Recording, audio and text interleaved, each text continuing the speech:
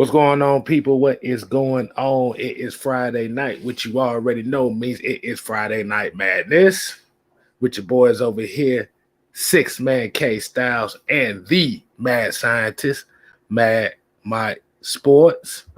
Don't mind me. I don't have the fancy background today, and I'm trying something a little different here. So appreciate y'all coming in, tuning in with us. What's going on, Mike? How we doing this Friday, man? I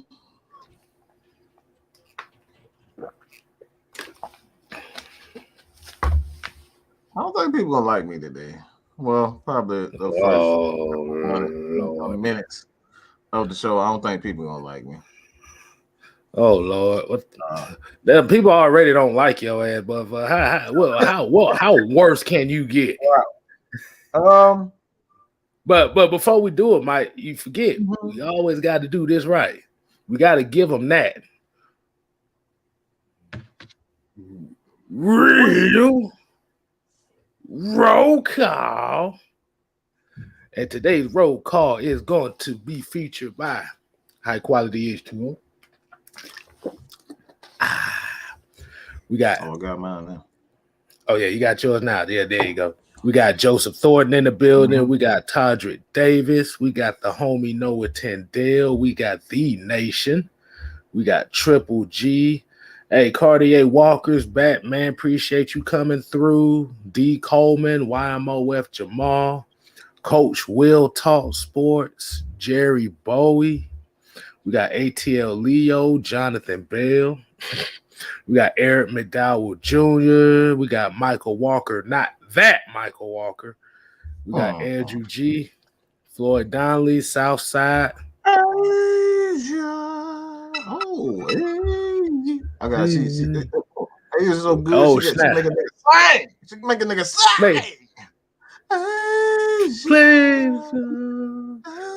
go clean up your room. Wow, clean up your room. Cause I'm about to be up over there. That's gonna be Trammell song for her. We got Recondo. We got Recondo in here as well, man. Hey, man, we appreciate y'all coming through. Mike, what you got for him? Why you can go? People ain't gonna like you right now. Hold on, everybody, get your goddamn seatbelts and popcorn ready for this. Let's find out why this is. I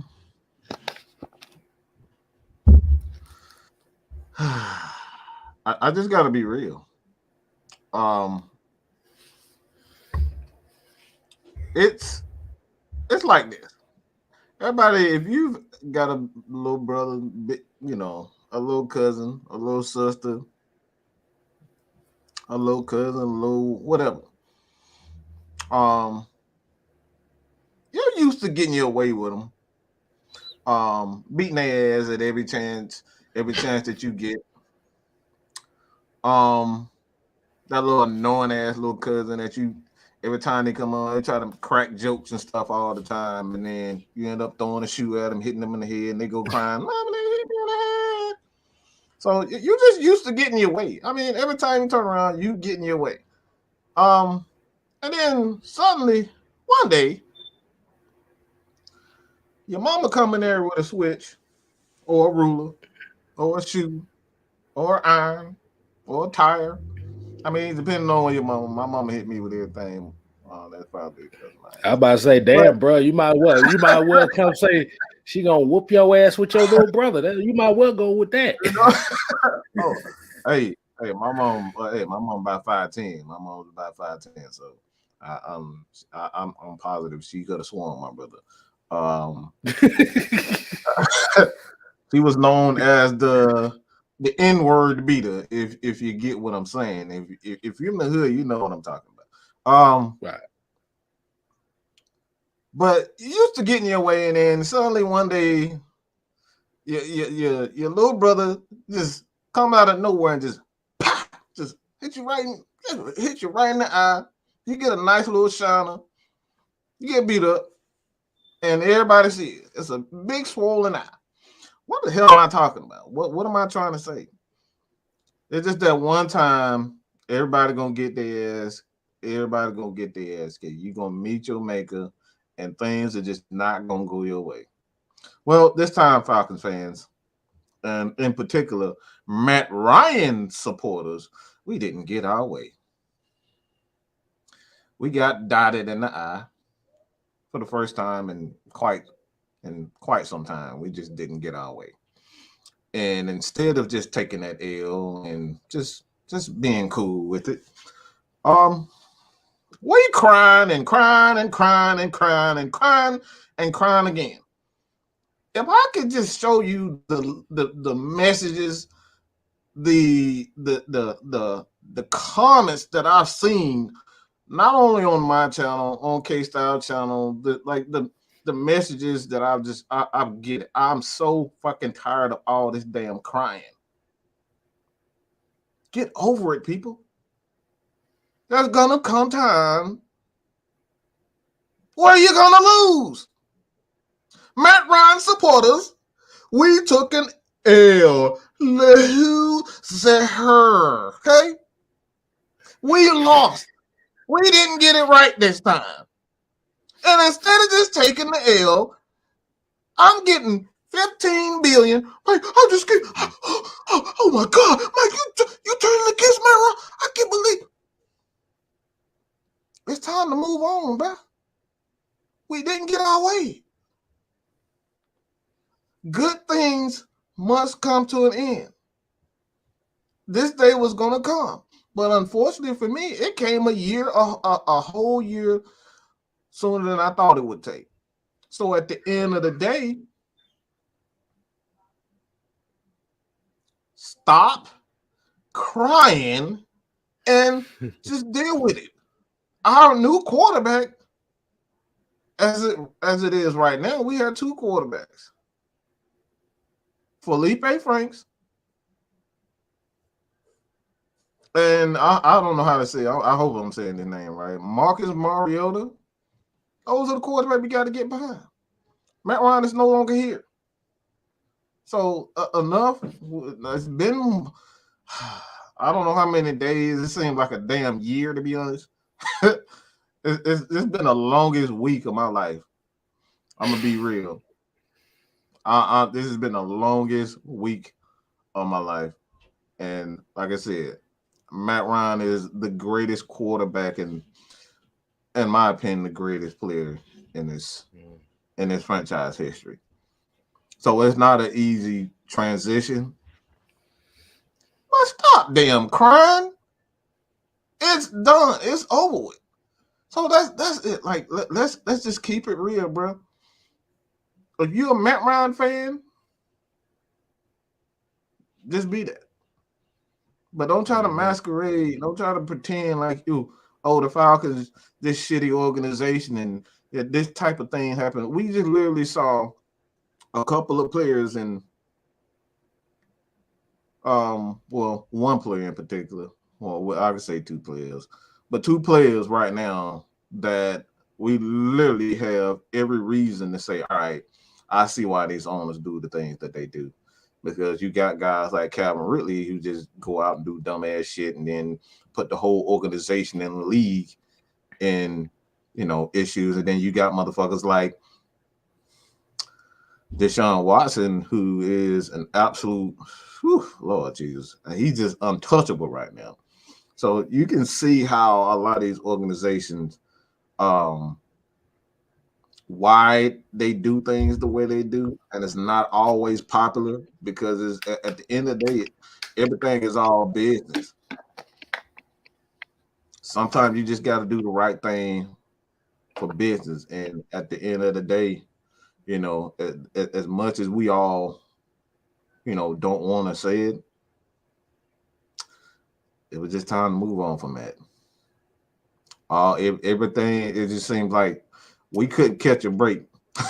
We couldn't catch a break. The damn, we signed Mike Davis. His ass can't go through the hole. He can't get through the hole. He can't get through the hole. CP, he's the Mr. Universe. And then you get Calvin Ridley. Yeah, like he don't. know how to play football anymore, running backwards, sideways, and he gambling and like just Julio decides he just all right, I'm done playing, and he leaves, he get his $60 million and leaves. It's just time like instance after instance for the Atlanta Falcons. It just seems like nothing was going right. So when you see those things just continuously unfolding, it's time to just like, all right, let's just do right by that. Because this shit is not going to get any better. All right? Right. Maybe we should just send him to a team and we can, start this thing over. So I know that was a long, but this is something that I had to say. And it took me about a week to even, really get my thoughts together. And these are my true feelings of what Falcons fans should do. If you're going to be a Matt Ryan, it's okay to be a Matt Ryan supporter. You can go to look. Peyton Manning is my all-time favorite player. I was following him in Denver. I was watching Denver games. I was watching Colts games in the midst of being a Matt Ryan, a Falcon fan. It's okay. It's okay. It's okay. But all the crying got to stop, bro. You got to stop all the damn crying, man. I mean, yeah. At this point in time, you have to prove to yourself like this is where the real Falcon fans have to stand up, and we have to be together right now. Rather, if you pro Matt Ryan or were anti Matt Ryan, be honest, nigga gone.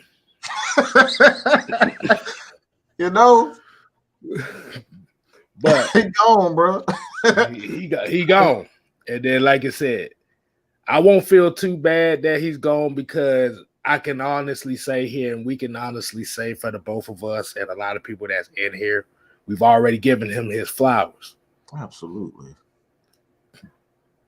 But they're going in a new direction here. We have to change the culture first and foremost as far as what this identity needs to be.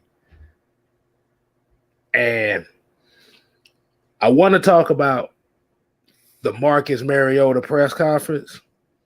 I want to know with that, and that's where that all kind of led into. That we could talk about, the introduction of Marcus Mariota and what the expectations were. First of all, that shirt he had on, I swear to God, he looked like he was going to Top Golf to go fuck some hoes with or something. I swear he was like, bro, all I need is a hat, the filter. That's all I needed from him, bro. That motherfucker look like he might.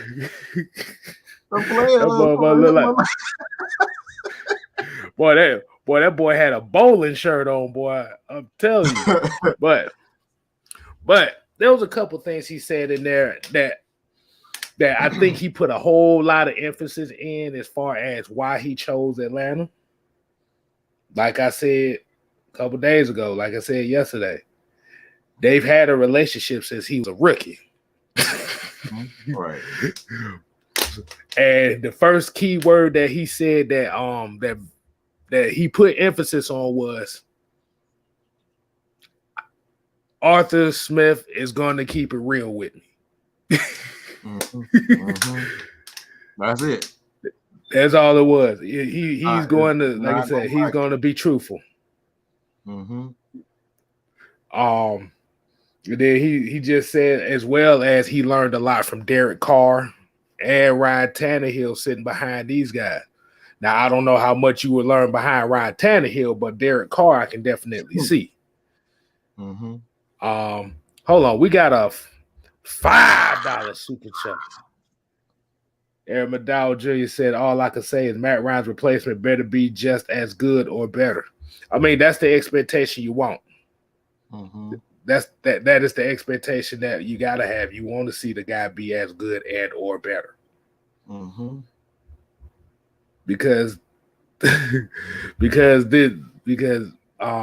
you got some huge foots, you got some huge shoes to follow. And he's acknowledged that too. And he also said, as much as Matt Ryan has done here, I want to carve my own path here.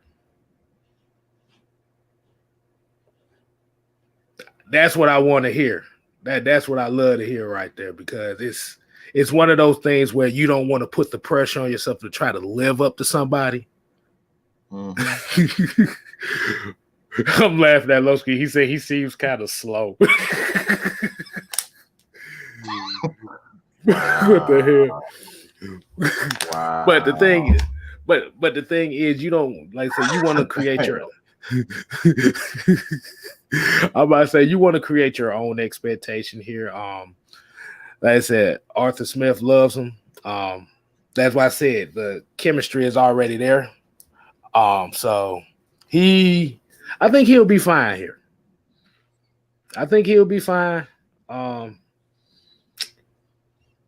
Hey, he damn sure does look good in that Falcon uniform. I tell you that much. He's gonna look good in that uniform. Mm-hmm. But Mike, what's your take on that, man? What was your take from what you got from that?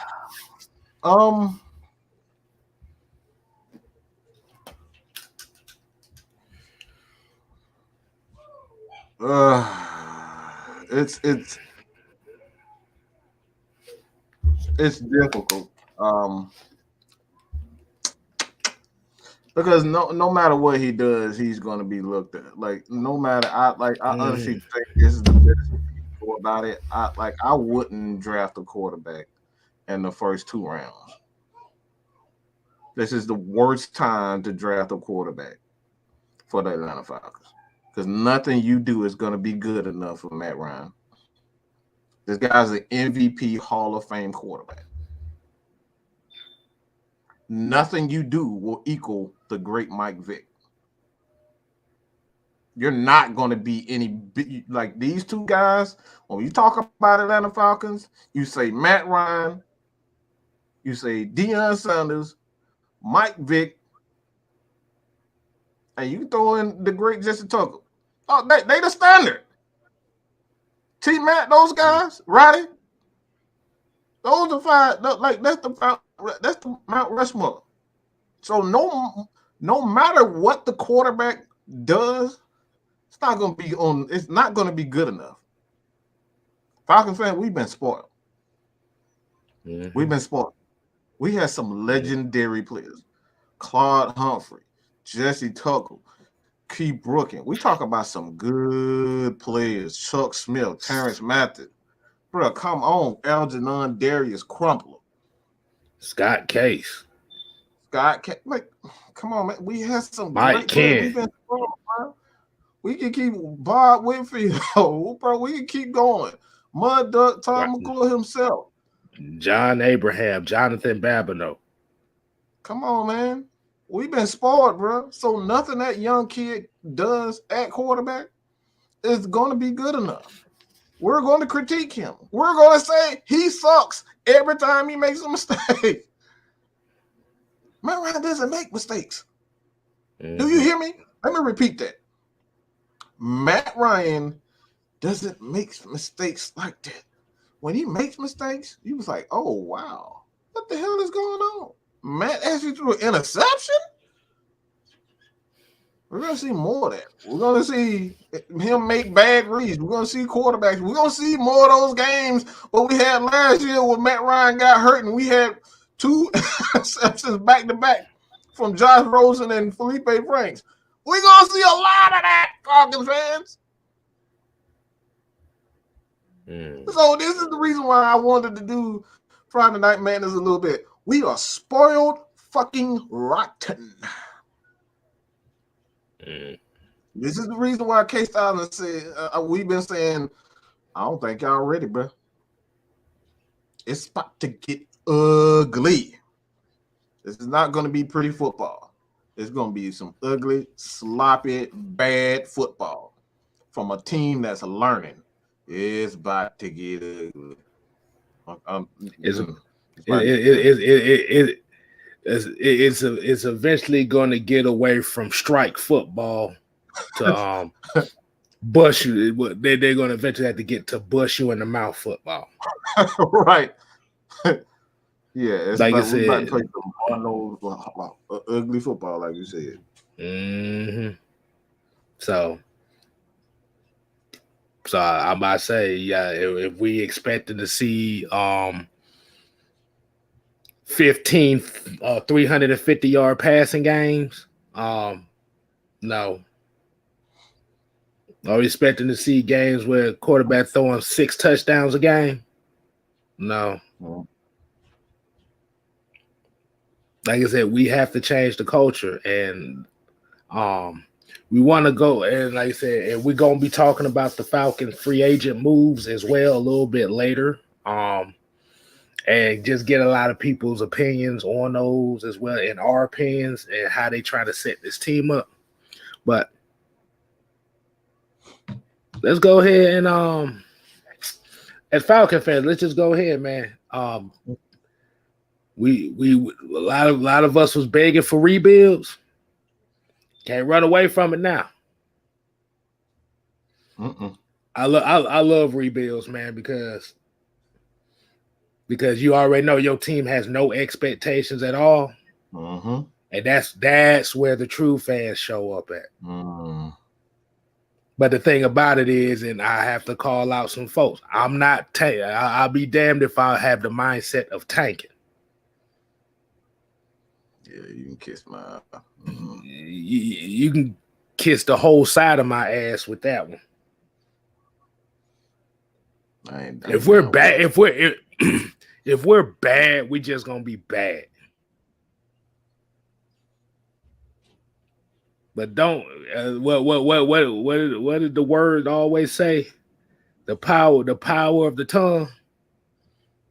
Words are very powerful. Words are powerful, man.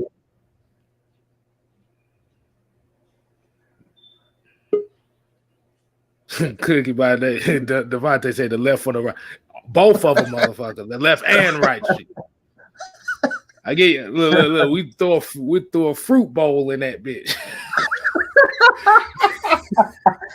Fruit bowl. Nuts hanging all in between. So yeah. But Lavo said, shout out to you, Sister K. Appreciate your positivity. Keep the great content coming. Definitely appreciate it, man. And everybody here has a positive. Everybody out here is trying to be positive, man. Like I said, we have to be the voice.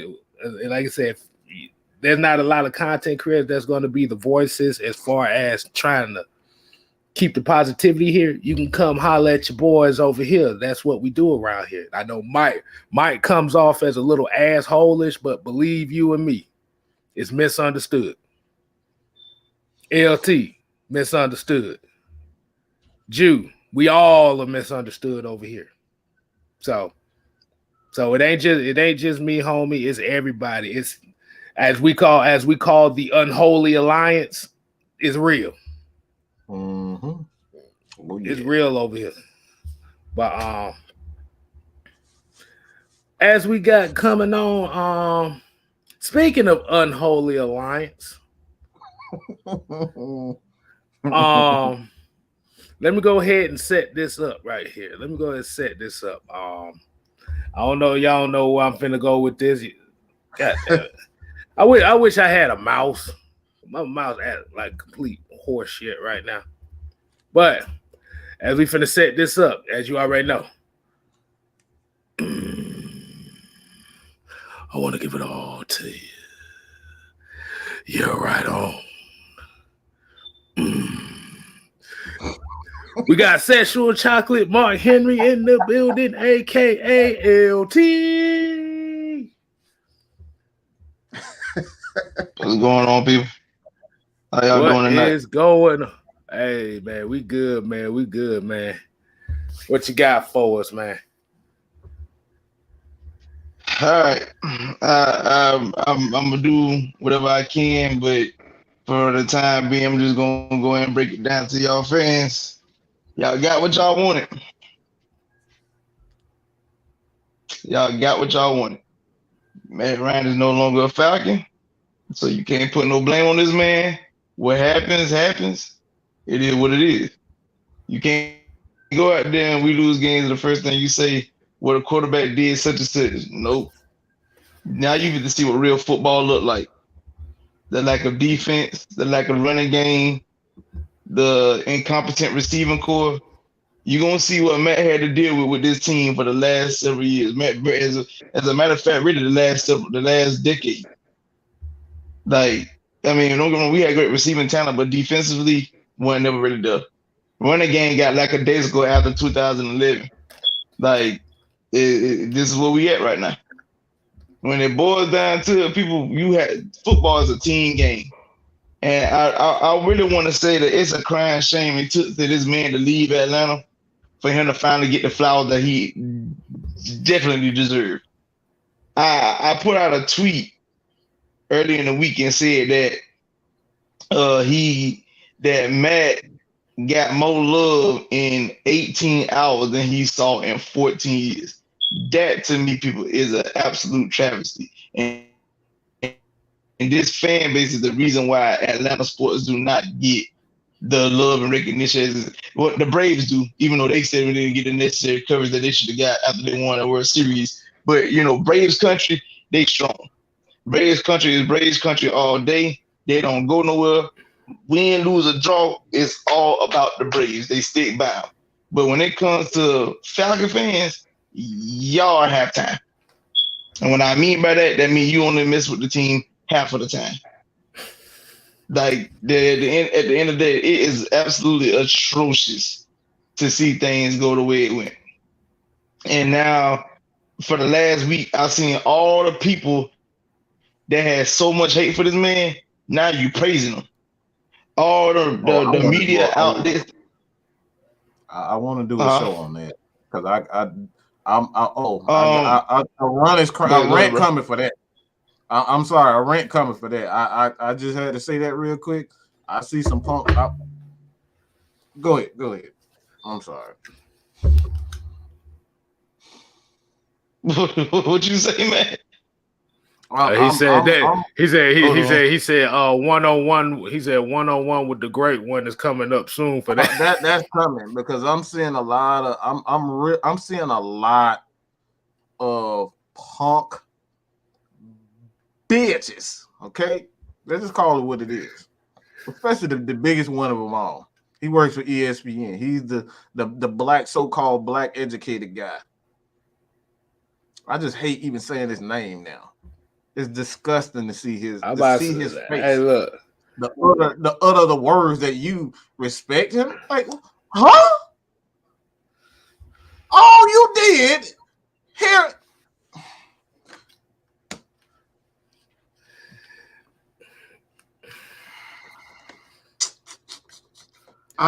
It's disgusting. Like I said, it was on the business tip. It was on the business tip. You talk about some of the most like you see these people utter these words like, who the fuck are you? Are you talking about Matthew Thomas? We're talking about the same guy. Are you talking about my quarterback? This guy? Hold on. This guy right here? Oh, we're talking about this guy? And no, I'm not changing this shit for nobody. It's still the second best quarterback and for me. But no. Oh, y'all gonna feel this.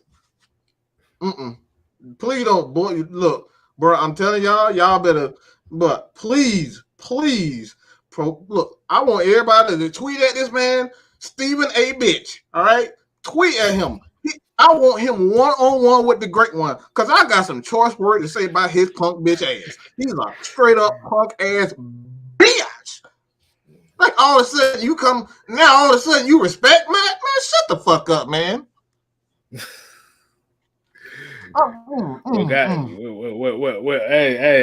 come on. Hey, wait a minute. Come on. Oh, Lord. Come on.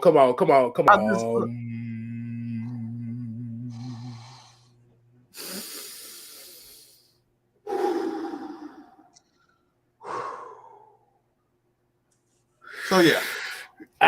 There you go. There you go. I'm good. I'm good. I'm good. Man, fuck all that, cause that bitch ass motherfucker named Colin Coward been talking about my damn quarterback. Hey. He in the dome. Fuck all that. Hey, And the dog can't even sniff the fucking levels. Hey, look, I was about to say, man, let's save that for the end of the show. I want to get to these free agents right quick before we go ahead and get to the full-blown ass rants. Come on, we're going to be like this. All right.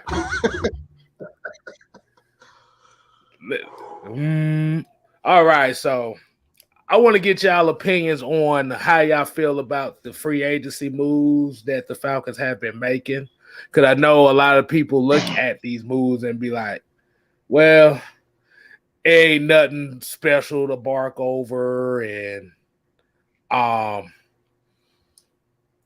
it's not the splash that everybody wants. But I think it's been some solid moves that they have made so far. And I think a lot of us here in Atlanta is really sleeping on what this team can possibly be. I mean, nobody's expected playoffs this year, but by the word of the street, that this is a 2-3 win team this year. I don't see that. I know they bringing a lot of Chicago Bears players over here. They're not bringing the right ones here, but they doing okay. Right. I'm about to say, where's Akeem Hicks? Now that's the one I'm waiting on right there. I'm waiting on Akeem Hicks.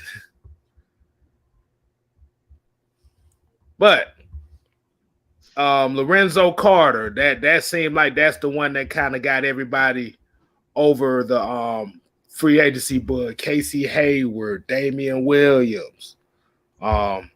Like you said, bringing back Cordero Patterson, Young Wei Koo getting his deal. And before we finish that off, let's get this $5 super chat. This is from the homie. Let's get it, GA. He said, when you with the homies, Mike and the sixth man, you with my homies for life. LT. I forgot. Look. I was trying to think about what was that stable that was supposed to happen. Oh yeah, we the union. We the union over here right now. hey, I can dig it. Exactly. But at the end of the day, we still the unholy alliance. It's just the three. You just see the three of us, but we run about 20 deep over here. Really and truly is I mean, we got 20 deep, but it's really like 5 in total. Us 3 plus Sam, Big Sam, and Chauncey. We the faces of the Holy Alliance. The Holy Alliance. But we got some background guys here that y'all better not sleep on. But right. Yeah. They get ready. But yeah, like I said, going with the signings of bringing back Isaiah Oliver. Like I said Cordero Patterson coming back. I know Tez Torber was one of those signings that everybody was scratching their heads on, like, who the fuck is this? Who the fuck is this motherfucker? Like I said, Elijah Wilkinson, everybody looking at him like, who the fuck is this dude? But like I said, going back to Casey Hayward, Lorenzo Carter, Young Wei Koo, Isaiah Oliver, Cordero Patterson. It just seems like the way that they setting it up, it's almost like this draft is going to be set up offensive base. I'm not offensive, defensive. They're going to address the front seven pretty high in this draft. This is what I'm thinking. So I want to get y'all opinions on that as well. I think. Oh, my bad. No, go ahead. Go ahead. No, go ahead. I mean, I agree. I mean, I've been saying this for years that the Falcons have to start really drafting more defensive players. Like that's been an Achilles heel for our franchise for the last, like I said, for the last decade plus. Like I mean, like don't get me wrong, I am a diehard Falcon fan, no doubt about it. I really am. But a lot of people don't know. One of my favorite teams I used to watch coming up was the Baltimore Ravens. I loved their defense. I absolutely loved their defense. Their defense was stout. It played balls to the wall. It barely gave up anything. It had playmakers. They had everything anybody could imagine on their defense side of the ball.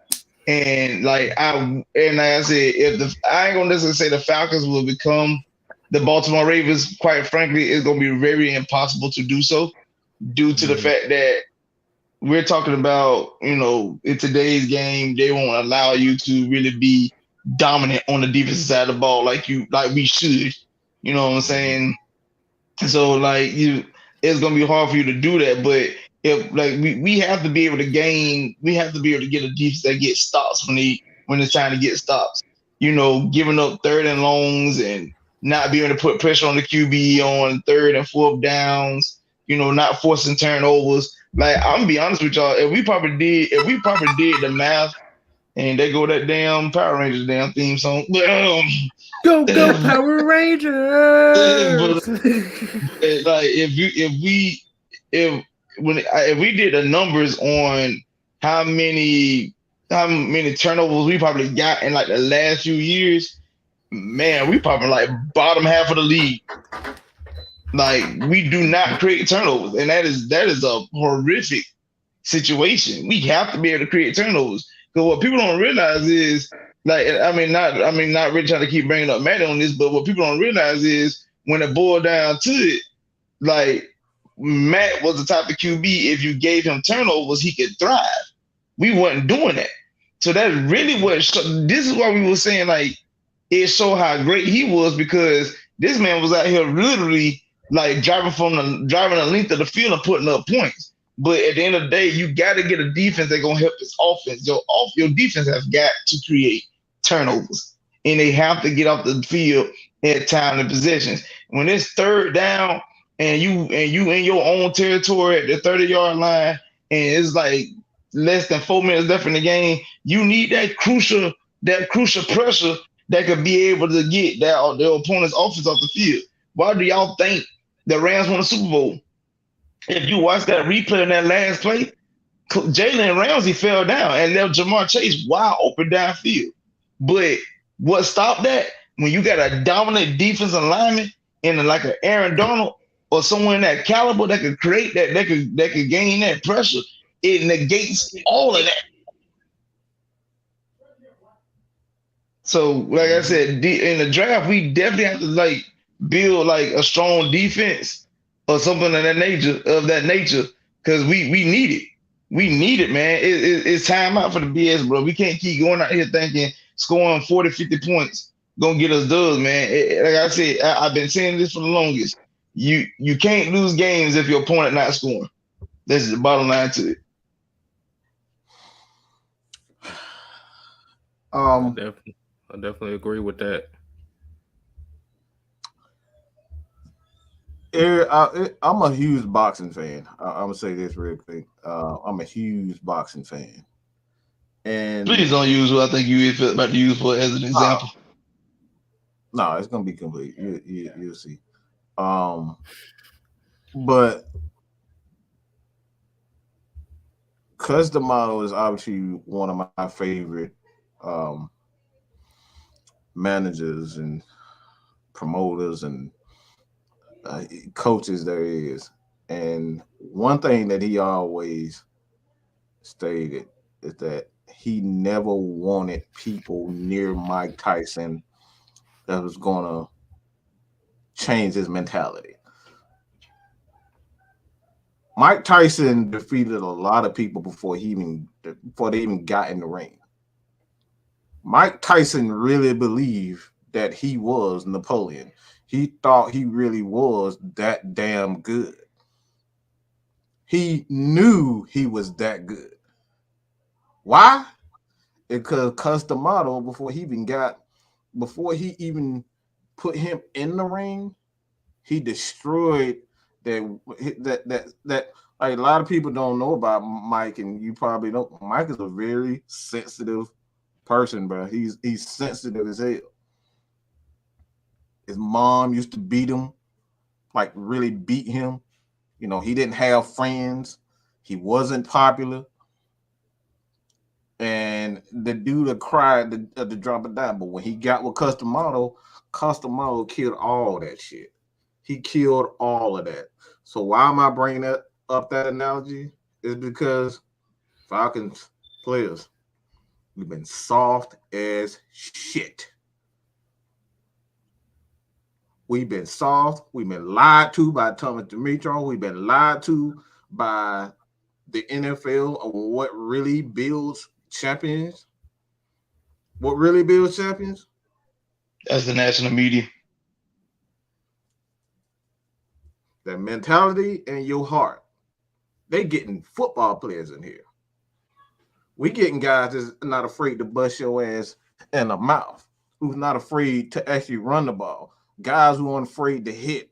Guys who aren't afraid to get dirty. We getting some big, we getting some animals. If you just look at what these guys, Casey Hayward, that dude is a ball player. That dude plays with an edge. Mm-hmm. We're starting to slowly get these guys with a different mentality. He's changing the mentality of this Falcon. They could have went out and got drafted this guy and drafted that guy, but Arthur Smith, Terry Fontenot, Rich McKay, those guys are changing the culture.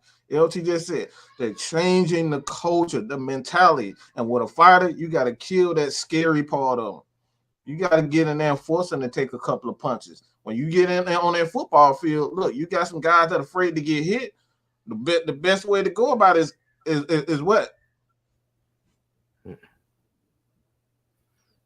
To kill that? To kill that? How do you kill that? You get his ass on that field, and you, as a coach, you deliberately have somebody go and target that guy and make sure you knock him out. You got to get that hit. Got to get that first hit. You got to get that first hit in. You don't get him. If he does not get hit, if he doesn't get hit, oh, he's going to be running scared. Go ahead, Gangsta. I'm glad you said that, and I just thought about it. Casey Hayward can make AJ Terrell even a better corner. Mm-hmm. Mentality, bro. Casey Hayward can make Darren Hall a better corner by taking these guys under his wing. He actually could boost that whole secondary, to be honest, with his veteran leadership. Right. And that's kind of what that's why they brought back Eric Harris too. I know a lot of people looking at it like, oh God, we got him coming back. He's still a leader.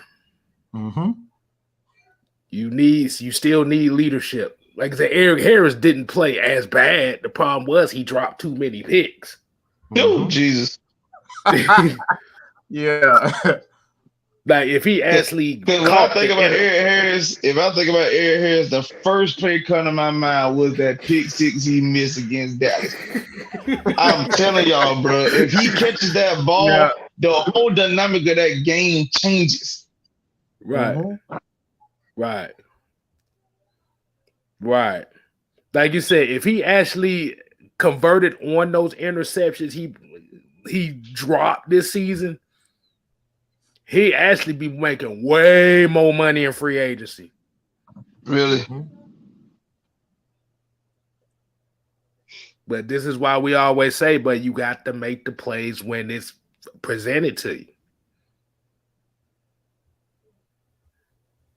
He had two of them again. I remember two of them against Washington.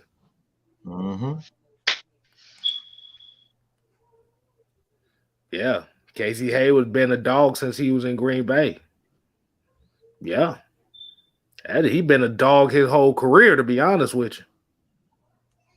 Yeah. Dude played with this edge, changing the mentality. Right. Hey, can y'all hear me okay? Yeah, what's going on, Noah? What's your take? What's your take? Yeah, well, first of all, I was kind of confused because I updated my phone last night, and now I hop back on here, try to join you guys, and I'm not getting any sound through my headphones, either one of them. And that might be a problem for me moving forward. So I got to figure out how to solve this issue because now I'm on like a loud phone call with the speakers on, Ooh. and yeah, I'm not comfortable with that route. But to go with the Casey Hayward pickup, like he's a guy that makes me feel okay with passing on a corner in the top of the draft because he's got a veteran presence. He's got, I don't know how much familiar he is in the system, but I know that he's a guy that can move around no matter what and improve a defense, especially in the secondary. We've seen it before. Like last year with Vegas, like he was actually the best producer on that team in the secondary, and he was playing behind, beside guys like Damon Arnett.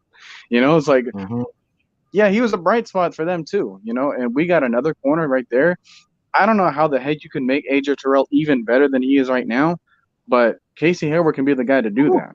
And you mentioned already, like the rookies that we had from last year, like we have a lot of youth in the secondary group, and he's going to be the other guy where it's like, yeah, Deron Harmon probably should have been that way, or Fabian Moreau probably should have was that.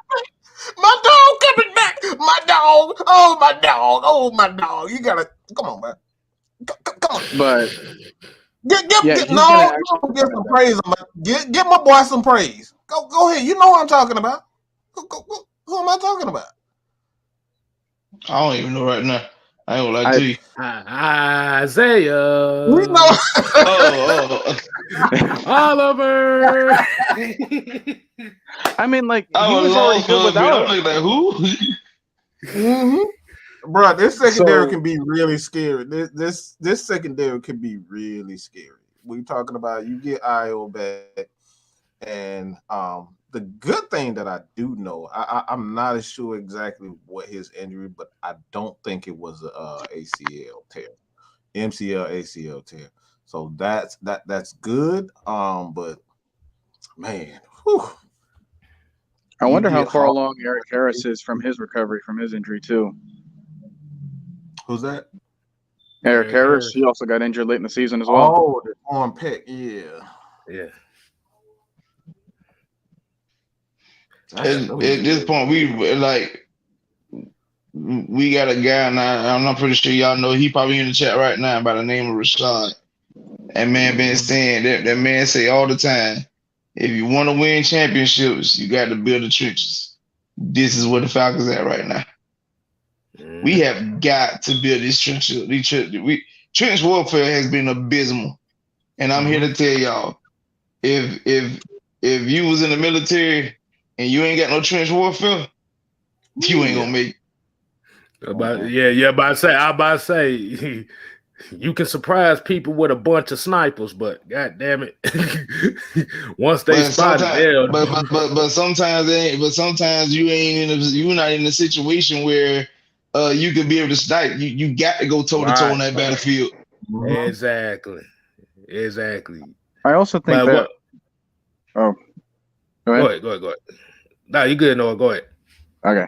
I was also going to think like having the right timing to do so is also helpful because now that we have improved our secondary, I think we have enough time in order to really figure out who we want up in the pass rush, and we can kind of make do with it. And plus, like right now is a really deep edge rushing class and interior defensive line class, and next year's class is also going to get even better than what it is right now, if you can believe that or not. I also see some really good options, some gems as offensive linemen. If we're concerned about that still, and we feel as if the best way to do that is in the draft, I might want to go the free agent route and just try to go for competition, which I think that's already what we've been doing right now. Right. But like we haven't got that big name starter that we can feel like, all right, well, yeah, he's going to be, this person here.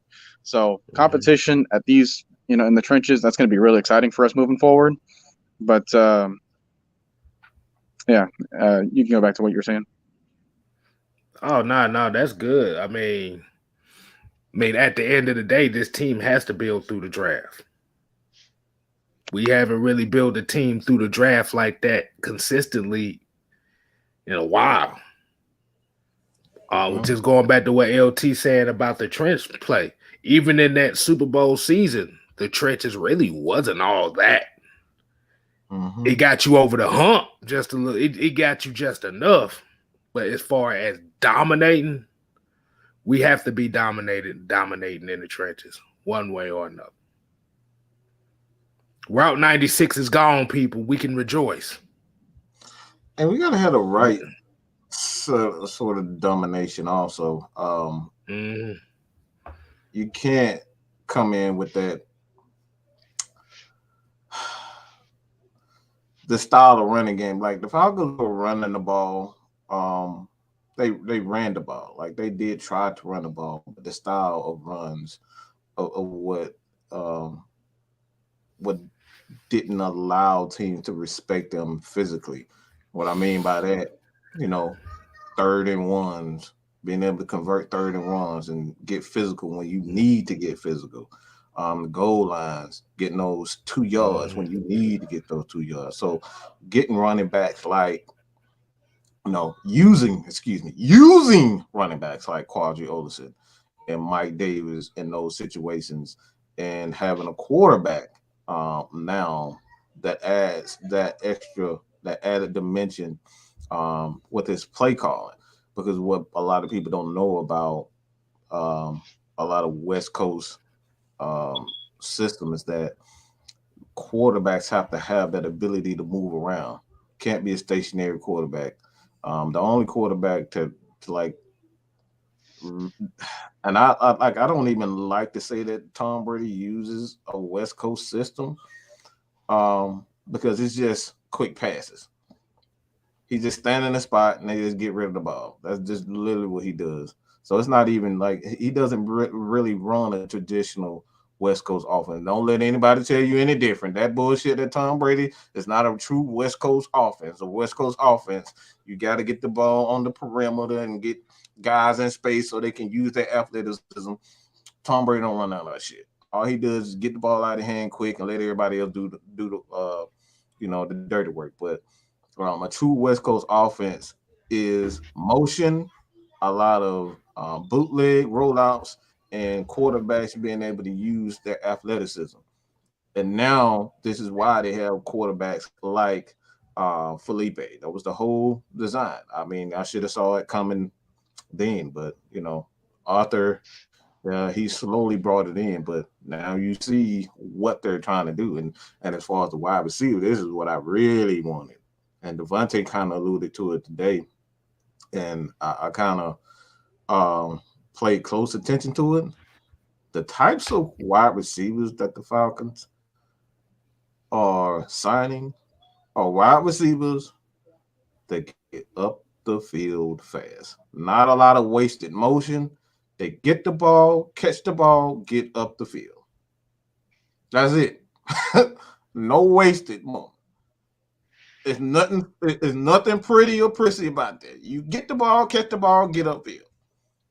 That's what the Falcons want. So what you're telling me is we're not finna have a Soul Train line on wide receiver this year? No Soul. No, baby. No. We ain't about to have Darren's dance groove at wide receiver this year. Baby boy. No. If I can continue that thought for a second, this is the real reason as to why I hopped on right now, because Mike, I know that you just said not too long ago that this offense might look bad, like real bad, and I was hesitant to agree with you on that because let me just run through a couple of questions.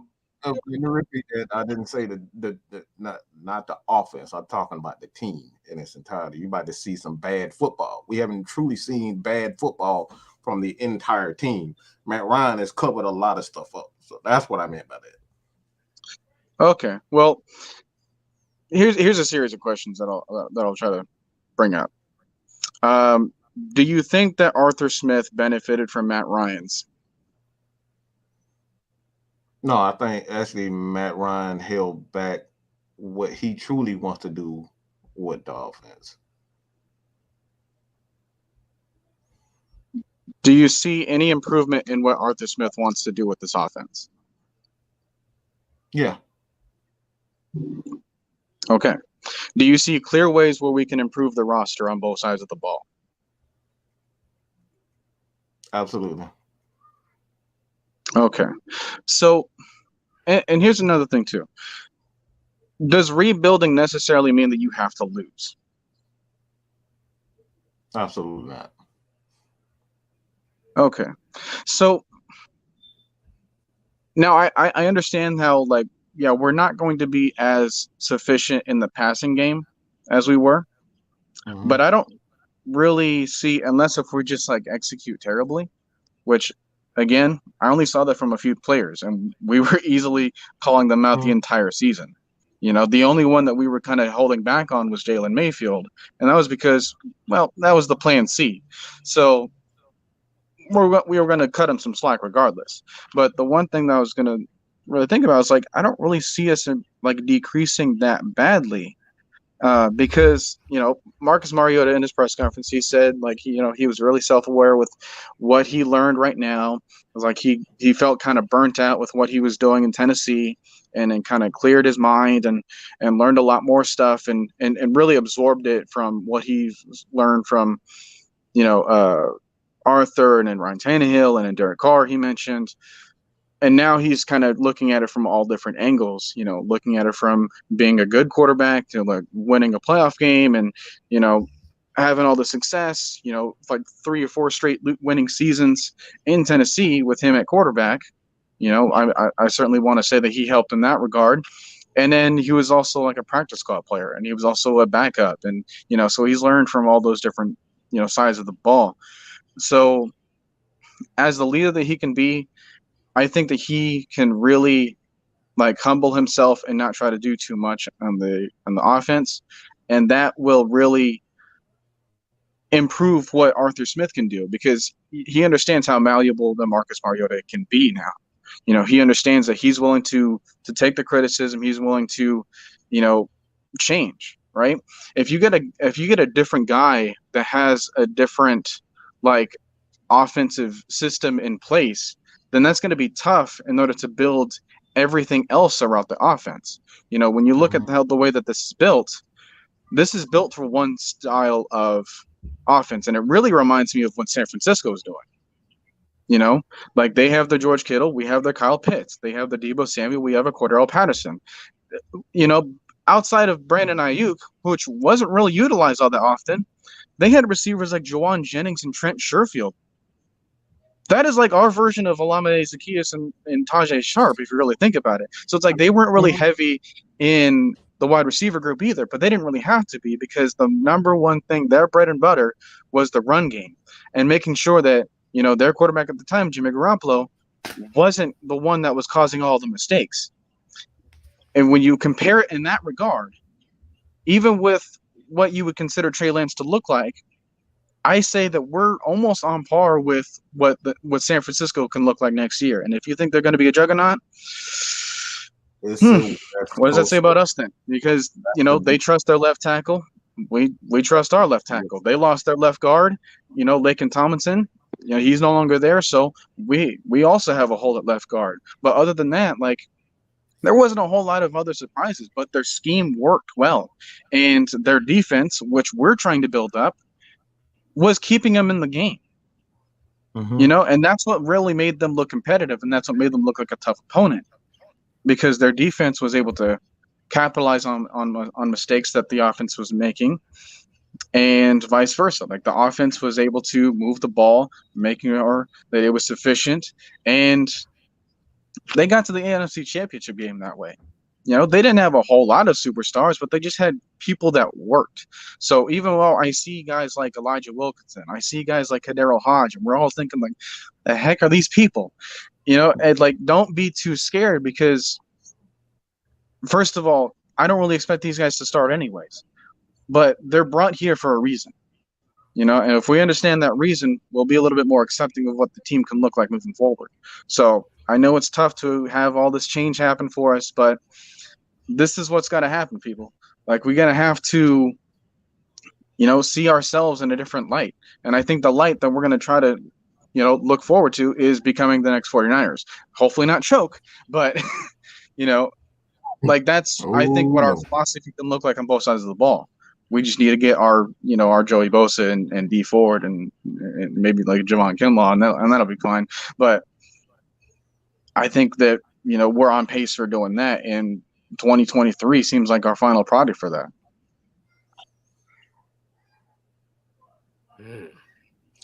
Hey, I don't disagree. I don't disagree whatsoever. And I don't think we've said it before. I still expect this team to win 7 games. Our style of football is we get 4 or 5 yards here, 4 or 5 yards there, and we slowly, methodically, get down the field. We got a guy in Kyle Pitts he's a big time playmaker, and we know what Zacchaeus can do when he has opportunity. K-Style said this earlier today. Is that it seems like this Falcons team is going to take a lot of deep shots. Mm-hmm.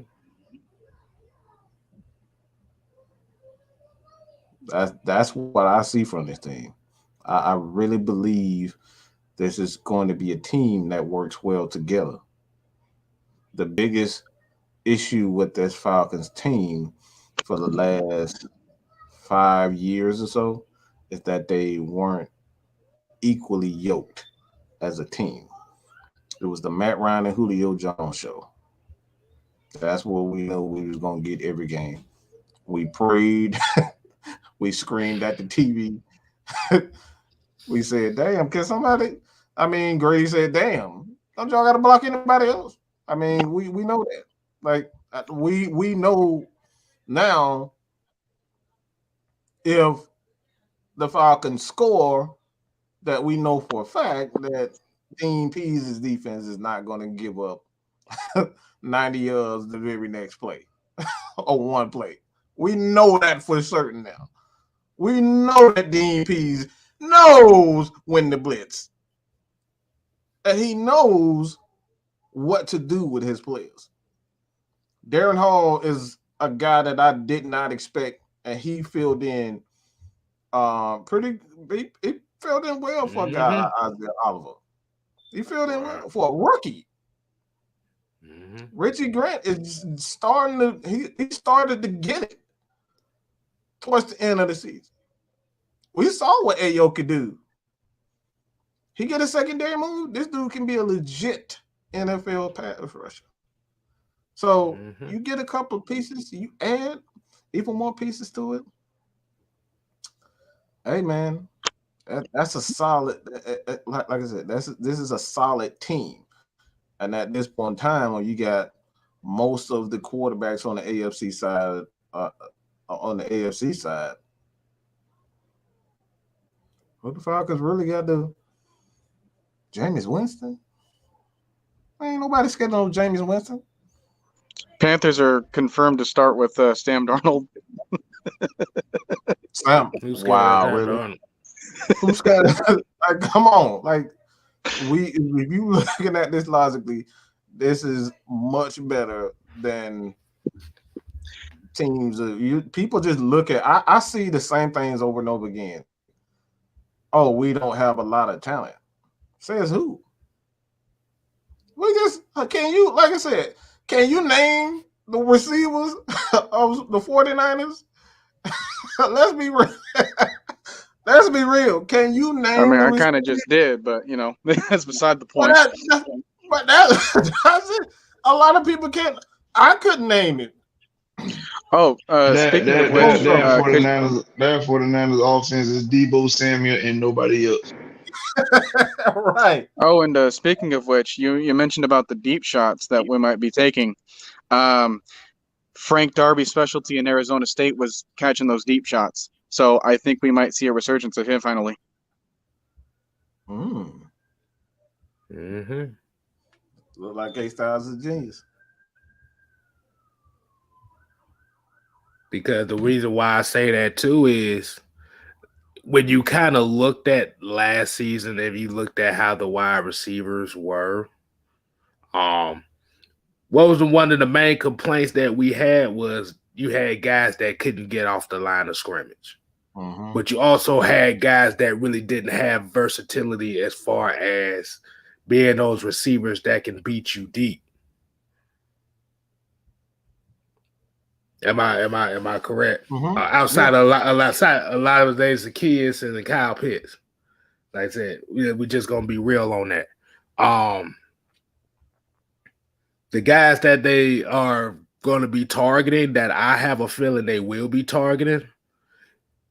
Like the dude they just picked up today. What his name? Kadarius Hodge. I don't know. Yeah.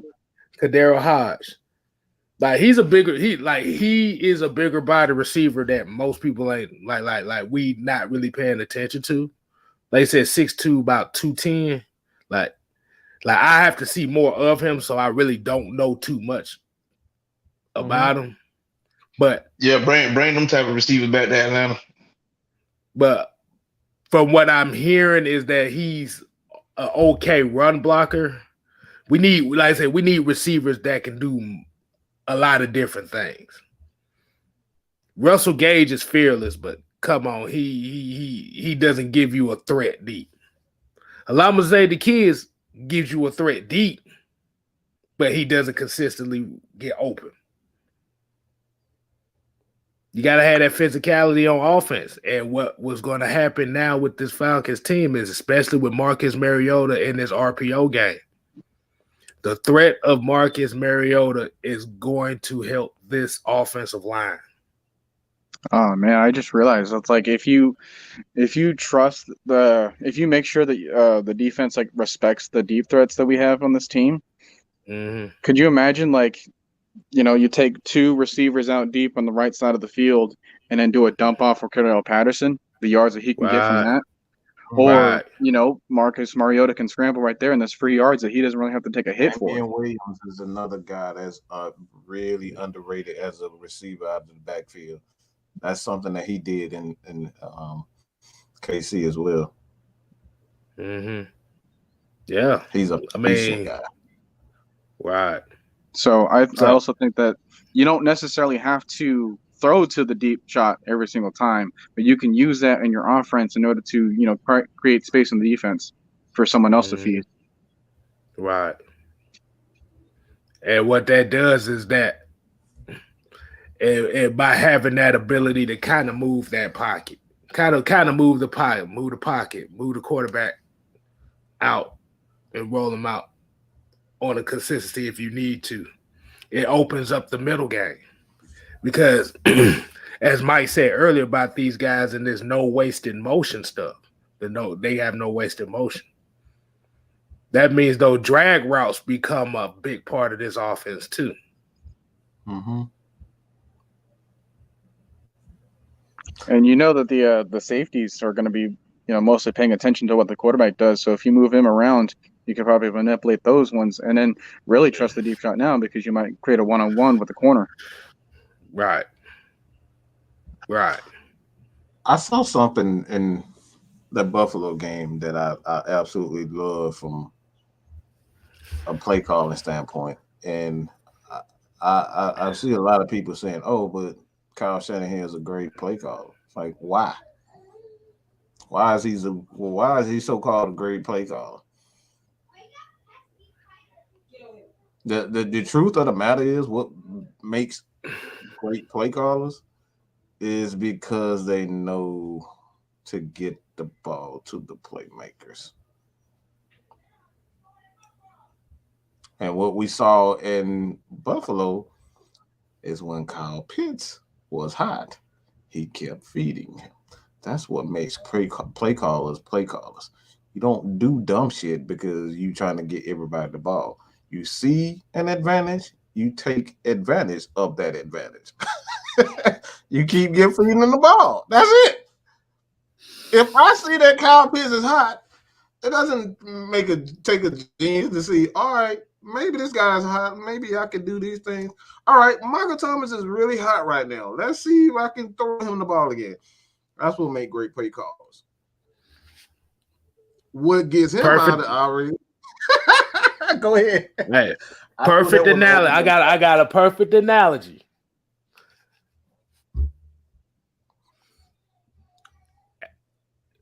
Trae Young is hot. He hit a few baskets. Mm-hmm. Are you going to let him keep doing this thing, or are you going to pass it to Clint Capella? 4 plays. Or let me use Golden State, for example. Steph Curry going off. You going to let Draymond Green be a shooter for the next 3 or 4 plays? Or you going to feed the guy that's been hot for the last 4 minutes? Mm-hmm.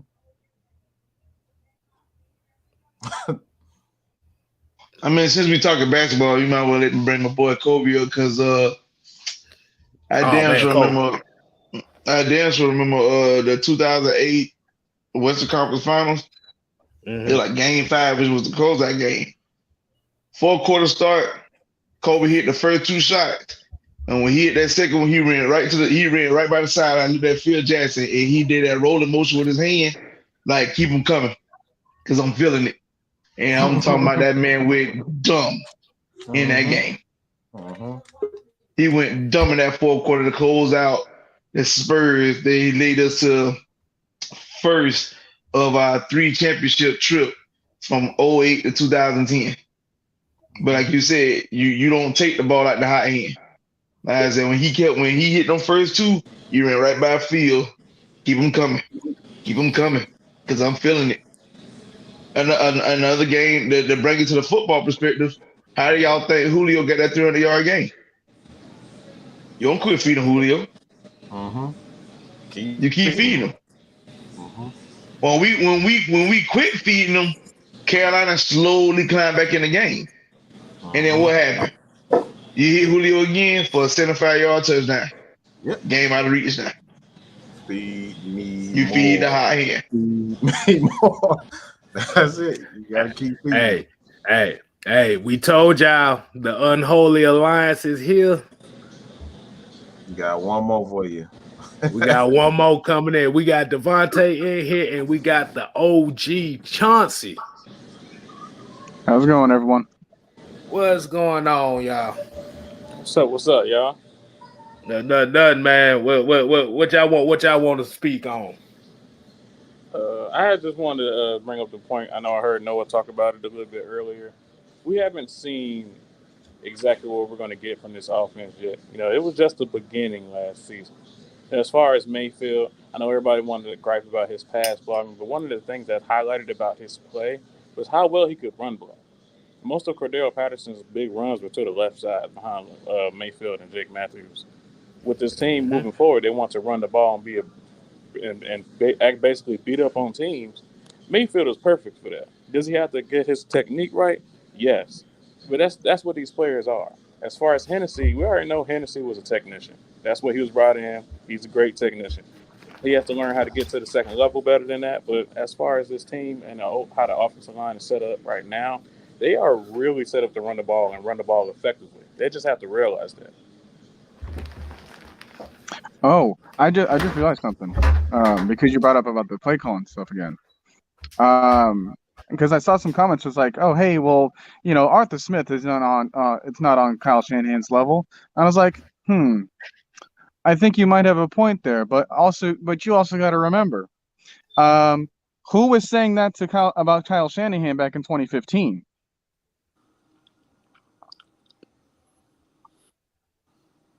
You just got to give these people a chance, guys. If you think I'm lying about Cal, all you got to do is get on Twitter and hit the search bar and put in Kyle Shanahan QB killer. All right. Let's take it a step further, LaTravis. Let's put #Fire Shanahan on the Twitter search bar, and you will know. Right. Hey, Chauncey, what do you call him? What do you call him, Chauncey? Go take a shit ahead, piece of shit. big steamy pile of shit of hand.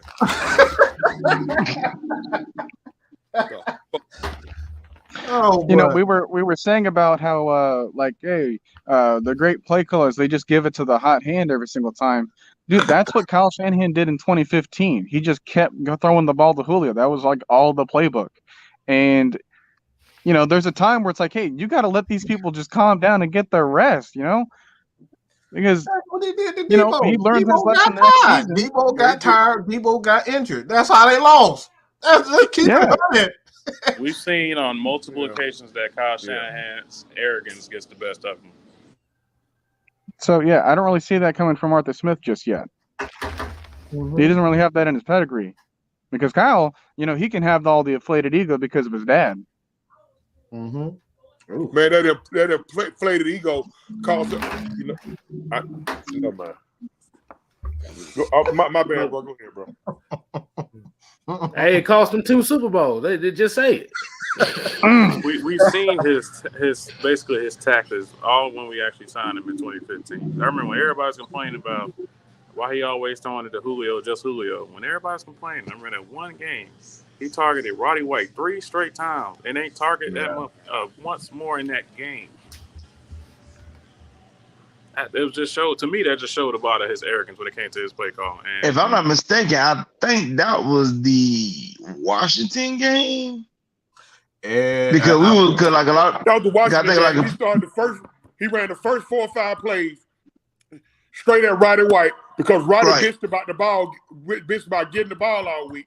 And that sack of shit to try to play a dick holding contest with Roddy White. You know what, man? Hey, bro. Y'all go ahead and finish, bro. Hey, go ahead and finish it off. Finish it off. Man, anyway. Friday night madness. Anything going on Friday, you know that. Well, speaking of which, I'm gonna have to get out of here too, guys. I wasn't gonna plan on staying here for long. So you already know it, man. Not to too much dwell on the past, but we already know was Roddy maybe closer to the end of his career. Yes, but we cannot act like Kyle Shanahan didn't accelerate that shit, bro. He really did. Mm-hmm. Yeah, it did. It wasn't getting no better. He took his love from the game and just a dick, man. Like I said, that man. It's play calls like him. Just it disgusts me because that's not how football should be. You shouldn't just run your players into the damn ground until you can't run them more, and then you get rid of them. That's why he goes through running backs the way he does. He run them to the ground when they end up getting injured, and then he just throws them out like they fucking trash. That's what he does. That's his entire offense. I can't even remember one that they re-signed. Honestly, had Breida gone, Coleman gone. I thought that was supposed to be his boy. He gone. You know, I don't know nobody they kept. Jeff Wilson, he's barely hanging on. Mm-hmm. Exactly. But look like we got another one on here. Alex. What's good, Alex? What's good, y'all? What's good? What you want to speak on tonight, man? Not much, if I'm being honest. Not much, honestly. Not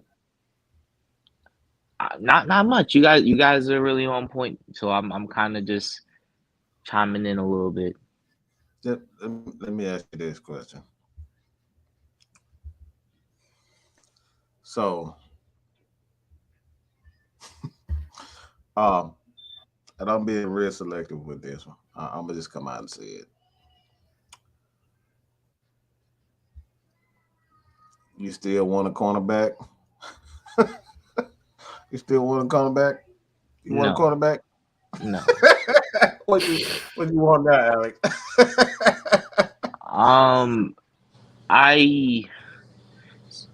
I don't have a particular want for any position because there's just so many options that we can go through. But I do see certain areas that I think would be beneficial for us right now and for our development, and certain things, certain picks that would maybe take a little bit longer for us to get there, but nonetheless still are justified with talent. So honestly, I think it's kind of you pick whatever you go, and there's no real wrong answer. But some options may be slightly better than others, at least in my opinion. Okay. Let's go ahead and hit this $9.99 super chat from D Song. He said, I think we get what we need in this draft just because we got some cap to play with, but I say we do need a quarterback for the future, and that would be Ritter from Cincinnati. I see a lot of people jumping on the Ritter bandwagon now. I think a lot of people liking what they see. I think a lot of people like what they see. What? Ritter, I told you I was. Oh, Go ahead, Alex. Ritter isn't one of the quarterbacks that I hard pressed when I was scouting for that position, and he didn't really strike me off the board, but he did impress me in the Senior Bowl. However, I just don't want to take a quarterback at all, like just at all. At least in my personal opinion, I don't really want to. I'd rather wait until I have a franchise quarterback available, or a quarterback that I believe can actually become starter material within 1 year. And I don't really, I'm not a big fan of the quarterbacks in this draft class. I'm not. Like, I think that these quarterbacks have their own talents and have great potential. I just don't really think that for short term it is something that I want to rely on. And I think I'm quite higher on Marcus Mariota than most, so I think I'm fine. At this point, I just hope they aren't kind of bullied into reaching for one. I don't think they're going to grab one at 8. But as far as if you don't like the guy at 43, if you don't like the guy at whatever the next pick is, take the best person on your board, regardless of who it is. You know, I like, as far as the quarterbacks in this draft, I like the best pure passing. I think that's Carson Strong. But whether Carson Strong even fits this scheme, I'm not sure. But if they absolutely had to take someone, I wanted to be the person I know could actually throw the football and stand back there and play that position. But that's just me. As far as Marcus Mariota, I do think Mariota has a lot left in the tank. He might prove that he could be the bridge guy for a few more years, not just 1 year. And then if you take a guy high, you got him on a high salary, and you're like, oh, well, we didn't expect Mariota to play this well. We're just going to keep having him sit. So it does put a lot of decisions in Terry Fontenot's head for the draft. Yeah, because I'm about to say we also have to realize as well. Let me go ahead and get back on the screen right quick. But yeah, like I said, we also have to realize as well. Marcus Mariota is actually still in the prime years of his career as well. Yeah. So I don't think, like I said, the main thing that's hurt him is the durability. Now, could that have been on him taking unnecessary hits to Tennessee? You can put that in the gear. Is it just bad luck? You can say that as well. But if you really, really, really want to do this right, you gotta build the team first before you find the quarterback. And like I said, I do like Desmond Ritter. He's inconsistent as well. A lot of these quarterbacks are projects. Hell, even the quarterback class next year, I see nothing but projects there too. So if you're really unsure if you're going to get the best investment in quarterback, you build the team. Like you said, Marcus Mariota could goddamn come in this thing and light this bitch on fire. And what are we talking about now? I'd like to kind of defend how I feel about Marcus Mariota, because I am gonna probably live and die on this sword. I think Marcus Mariota is fine in my opinion. I don't think he's a bad quarterback, because from what I watched in Tennessee up until he got benched in week 6, he had thrown outside of the game that he got benched because he threw 2 interceptions that game, he had thrown 1 interception within 5 games, and I haven't seen him really thrown a ball that was intentionally bad from a mental standpoint. So his decision making, in my opinion, is good and cautious. Accuracy, I think, for the most part, is good, and I think where he falters in accuracy is more so of a trajectory issue than more of an accuracy issue. Like him angling the ball and missing the mark a tad bit, which I think is one of the easier fix when it comes to accuracy than mechanical. So it's not mechanical; it's more so trajectory wise, and that's it. Like I don't really see much of anything that's concerning outside of what I just mentioned. I think he's a good processor. I think he knows how to throw the quick game.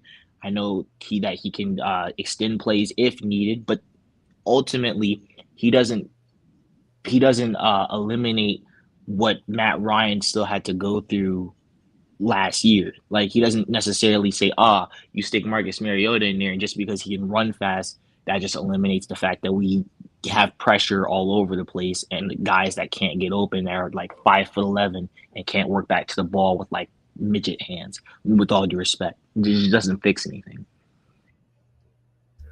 Got a question. So,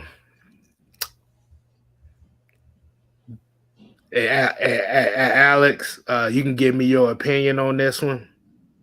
Do you feel like the Falcons should stay at that 8th spot? Or do you feel like they need to move back, trade down in the draft? If I'm being honest, I'm fine with either or.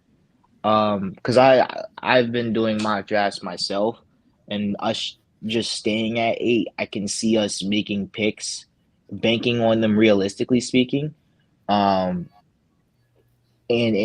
just getting value at these spots. For example, with the 8th pick, you can go so many different routes, and they both help right now. You could go tackle, you could go Jordan Davis if needed to, you could go wide receiver, you can go edge, and you could go center even trade down. You could maybe go linebacker somewhere in the 3rd round, which is something that I'm not opposed to. Like maybe even add in the guy from Wisconsin who's more of a thumper, and actually give a little bit more leeway when it comes to our interior players. Because as Mad Mike has mentioned, we don't necessarily have a whole bunch of guys that can shed. We may have guys that are big players, but we don't necessarily have guys that can shed. So adding a guy that can like actually take on bigger O linemen and shed just takes a little bit pressure off of our big guys, instead of just having guys that can just that you have to like make room for, if you get what I'm saying. But I think that in this draft, you can do multiple avenues, but when you trade down, I think that also helps too, because you get more assets and you still have multiple ways that you can go still. Like you can choose many routes at 16 or 24 and still get a good player at there. So, hey, go ahead, Devontae. I think with his roster construction at this point, with Terry Fundo's roster construction, he's technically telegraphing what he's going to draft. Like, watch the position that he hasn't touched. He signed one edge rusher to a prove-it deal.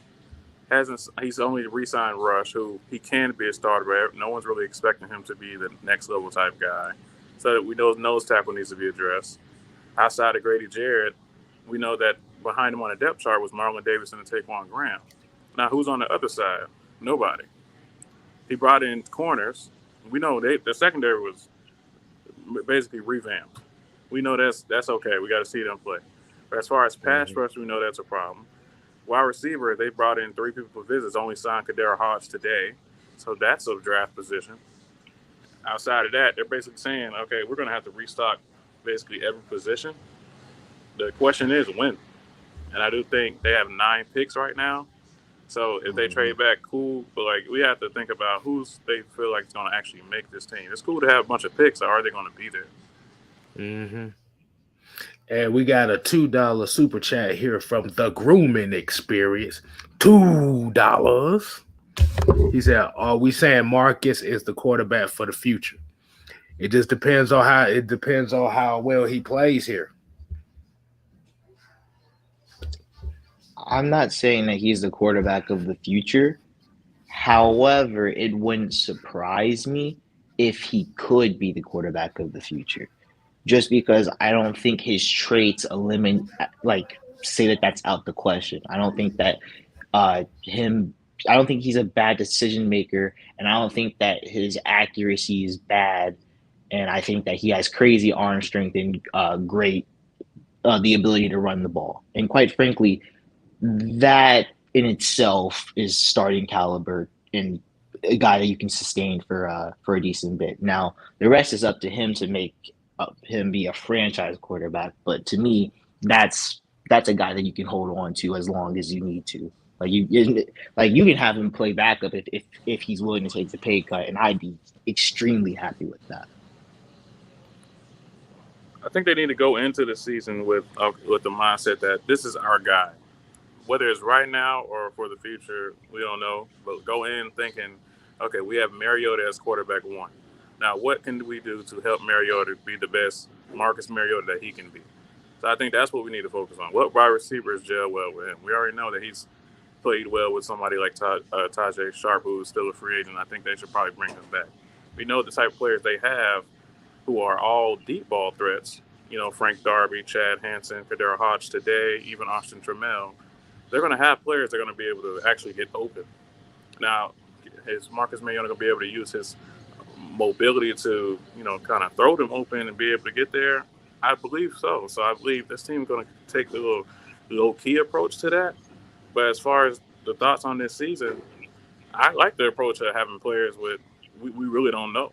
We can't pinpoint exactly what they're going to do because they haven't got the opportunity. So I like that we're having a team culture change where a whole bunch of players' mindset is, I've never been given this opportunity. The Falcons are giving it to me. I'm finna go out and get this money. And Alex, to me, actually hit a very interesting point that I've been thinking about this Falcons team actually addressing in this draft this year, and that's that linebacker position. He's talking about Leo Chanel from Wisconsin. Like I said, that's a pretty good name right there. I could definitely see that when you're talking about the Christian Harris and the Chad Mumas, the Quay Walkers, I like Brandon Smith, but his problem, he got some kind of issue with me. That's like he could have been the best linebacker in this draft class, but his problem is he missed too many damn tackles. Devin Lloyd, that's another one. Devin Lloyd is the top linebacker in this draft. I'm still kind of iffy on Nakobe Dean because he's basically Deion Jones. He's basically Deion Jones, the same size and everything. Have you seen Darian Beavers from Cincy? I like Darian Beavers. That's pretty much kind of like my favorite as far as where I think Falcons would go if they go linebacker, because I don't think they would address linebacker early. I don't think they should either.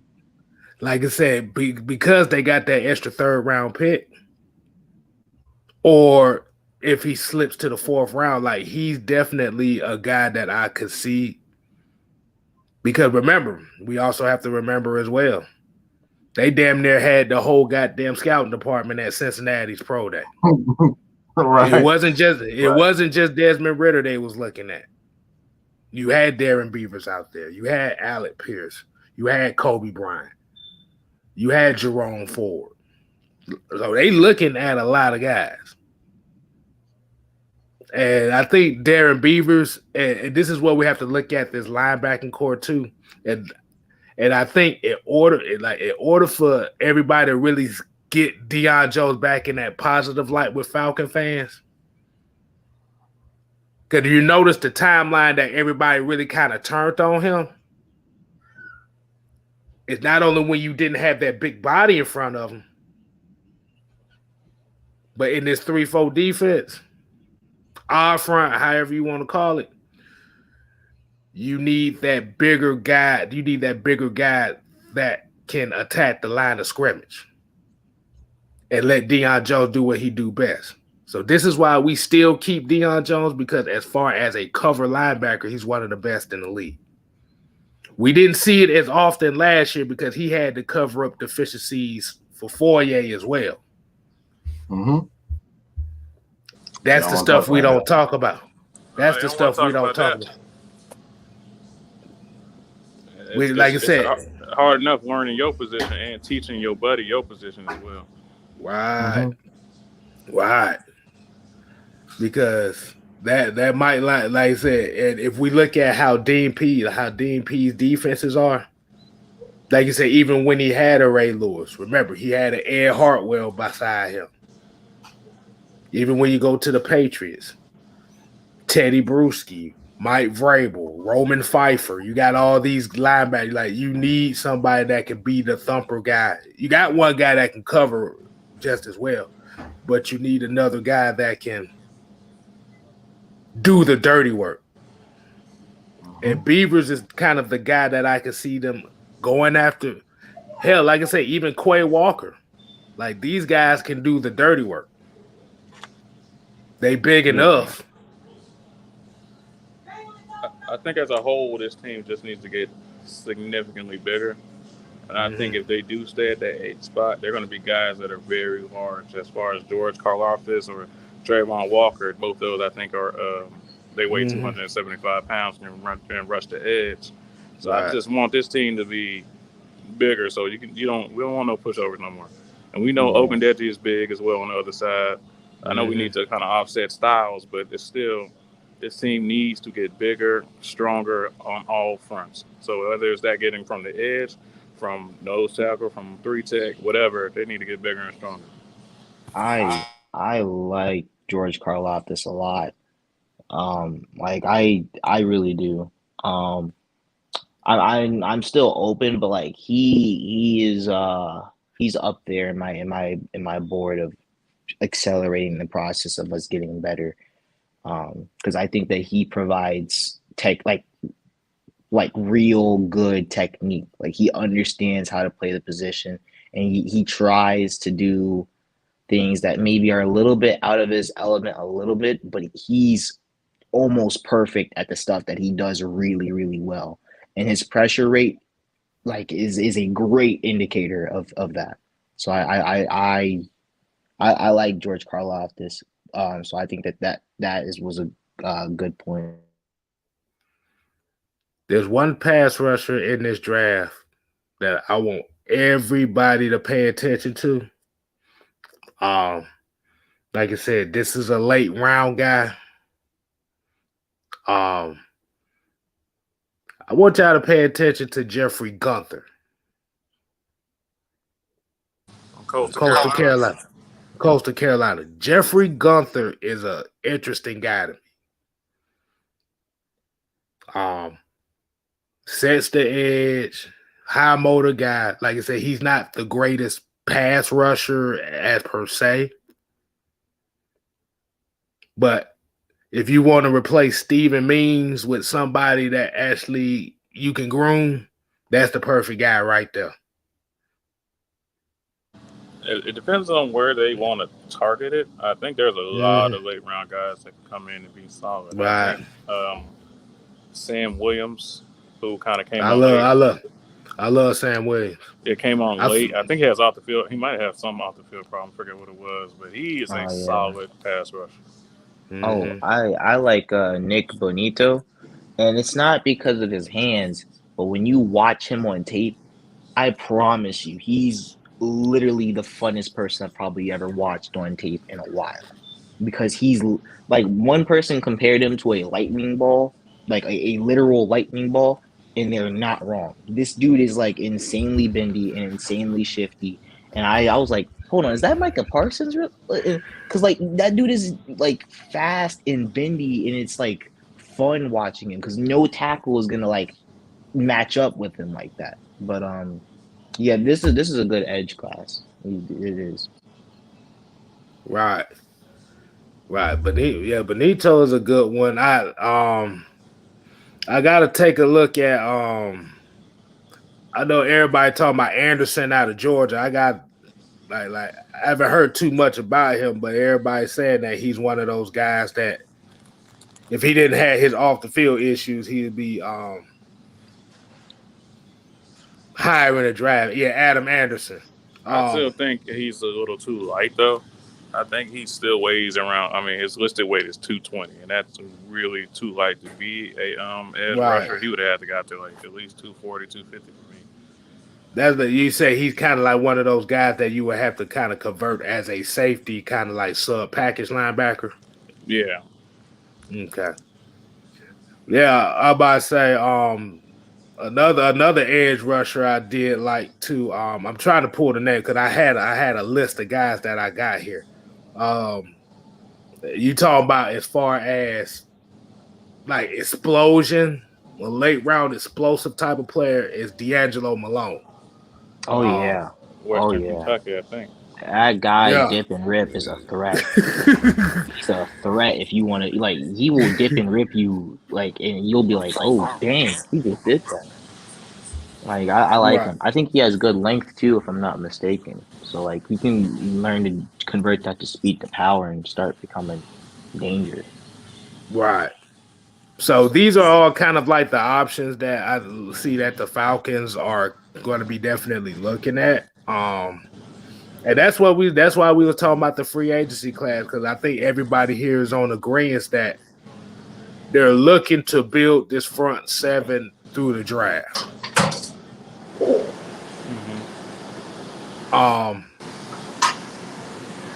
I seen the name in here, or Orain Barno. You talking about light? This dude about damn 215, 220. Oh yeah, I remember. Fast as hell. Nah, I don't think you want. I think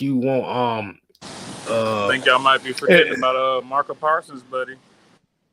I had thought at the Senior Bowl, because I didn't really know that much about Boye Mafe when I first saw him. I thought Boye Mafe and Amari Barno were like the same player, and that was so much disrespect that I put on Boye Mafe, because Amari Barno is like rawest of raw at the moment, just rawest of raw. He just fast as hell. That's all he did. Indeed, he is. He's fast, but he is raw. I think one player that a lot of people aren't really talking about, I think it's because his age, is Arnold Ebiketie. I'm probably just now. But the guy from Penn State, because I think he's like, 24, 25. I think that's why people aren't talking about it. But he is one of the best pass rushers in this draft. He's good. He's good.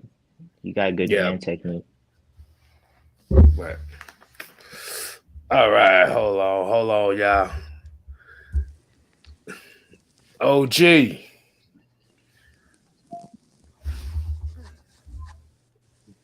What you got for us, all man? I keep.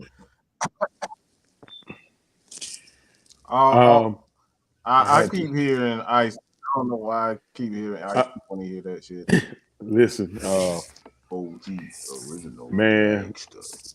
Whenever you bring up, man, hey man, when somebody bring up, go take a shit ahead name, bro. I go from 10 to 4,000, and I was already on 400, so I had to gather myself and regroup. I'm okay. I'm good. God bless everybody. Man, Mike, you go to hell. Everybody else too, There, you just got sent to hell, Mike. Well, he used to it. I sent him to hell a lot.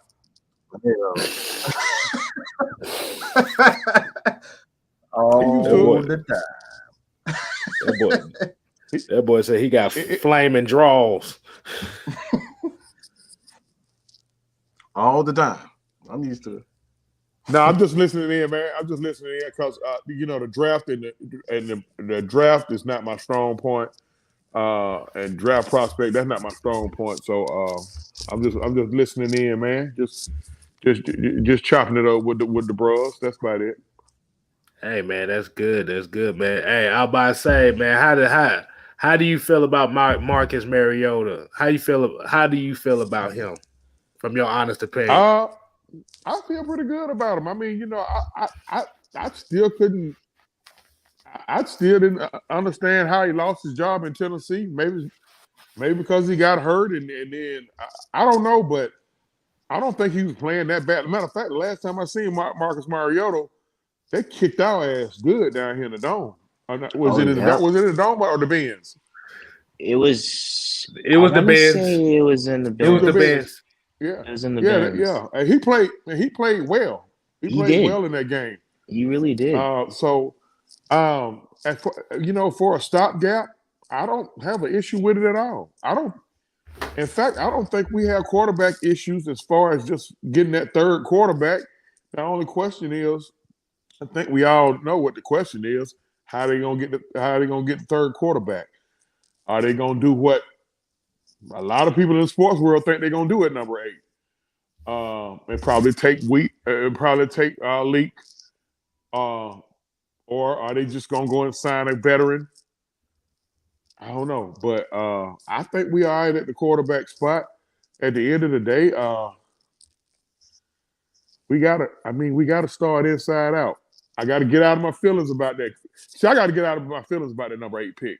I got to, because But at any rate, what's best for our Falcons? I think we got to go inside out, bro. I just think we got to go inside out. I got to keep telling myself that. You know what I mean? I got to keep telling myself that. I think everybody in here know where I stand on that. But right, that's just me being honest with myself. You dig? So we got to go inside out, bro. Hey, I can dig that, man.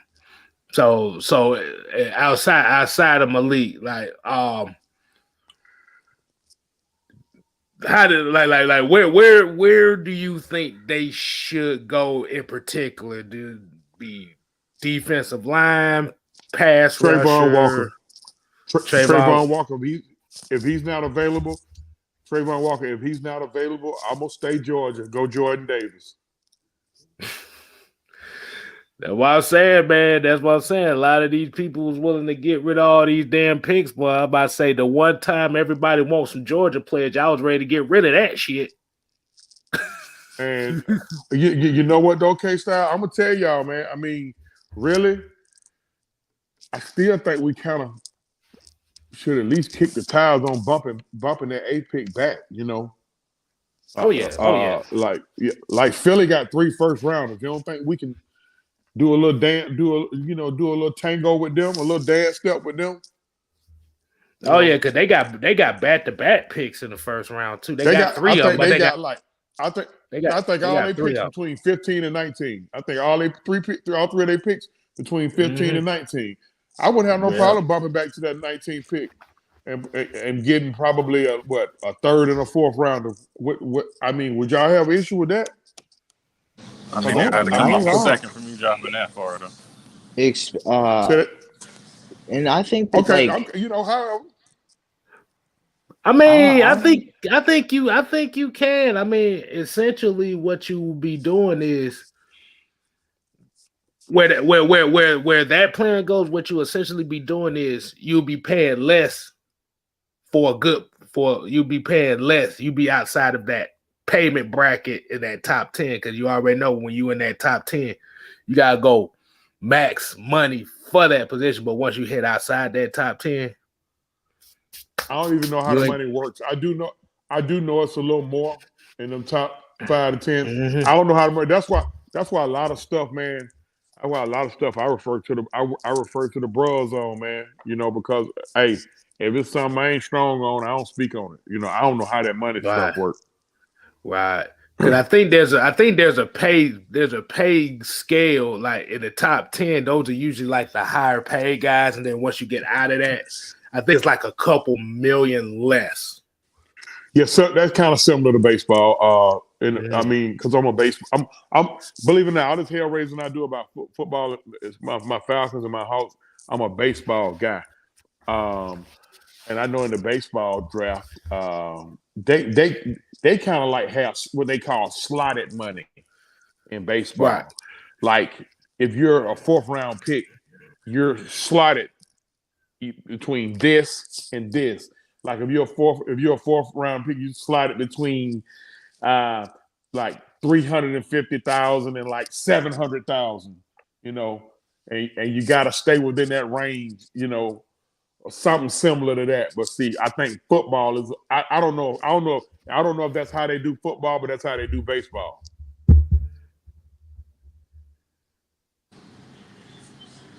If the fans want to know what Mariota looked like most recently, his last start, I believe, was in 2020 against the Chargers, where he threw 3 touchdowns. And that game's on YouTube if y'all want to see that. So if we all can see kind of way how Mariota a little bit improved under Greg Roman, and I don't know if that's his name, but whatever the offensive coordinator was for the Raiders that season, y'all go check out that game and then think about how he would look with Kyle Pitts and some of the talent that we have here.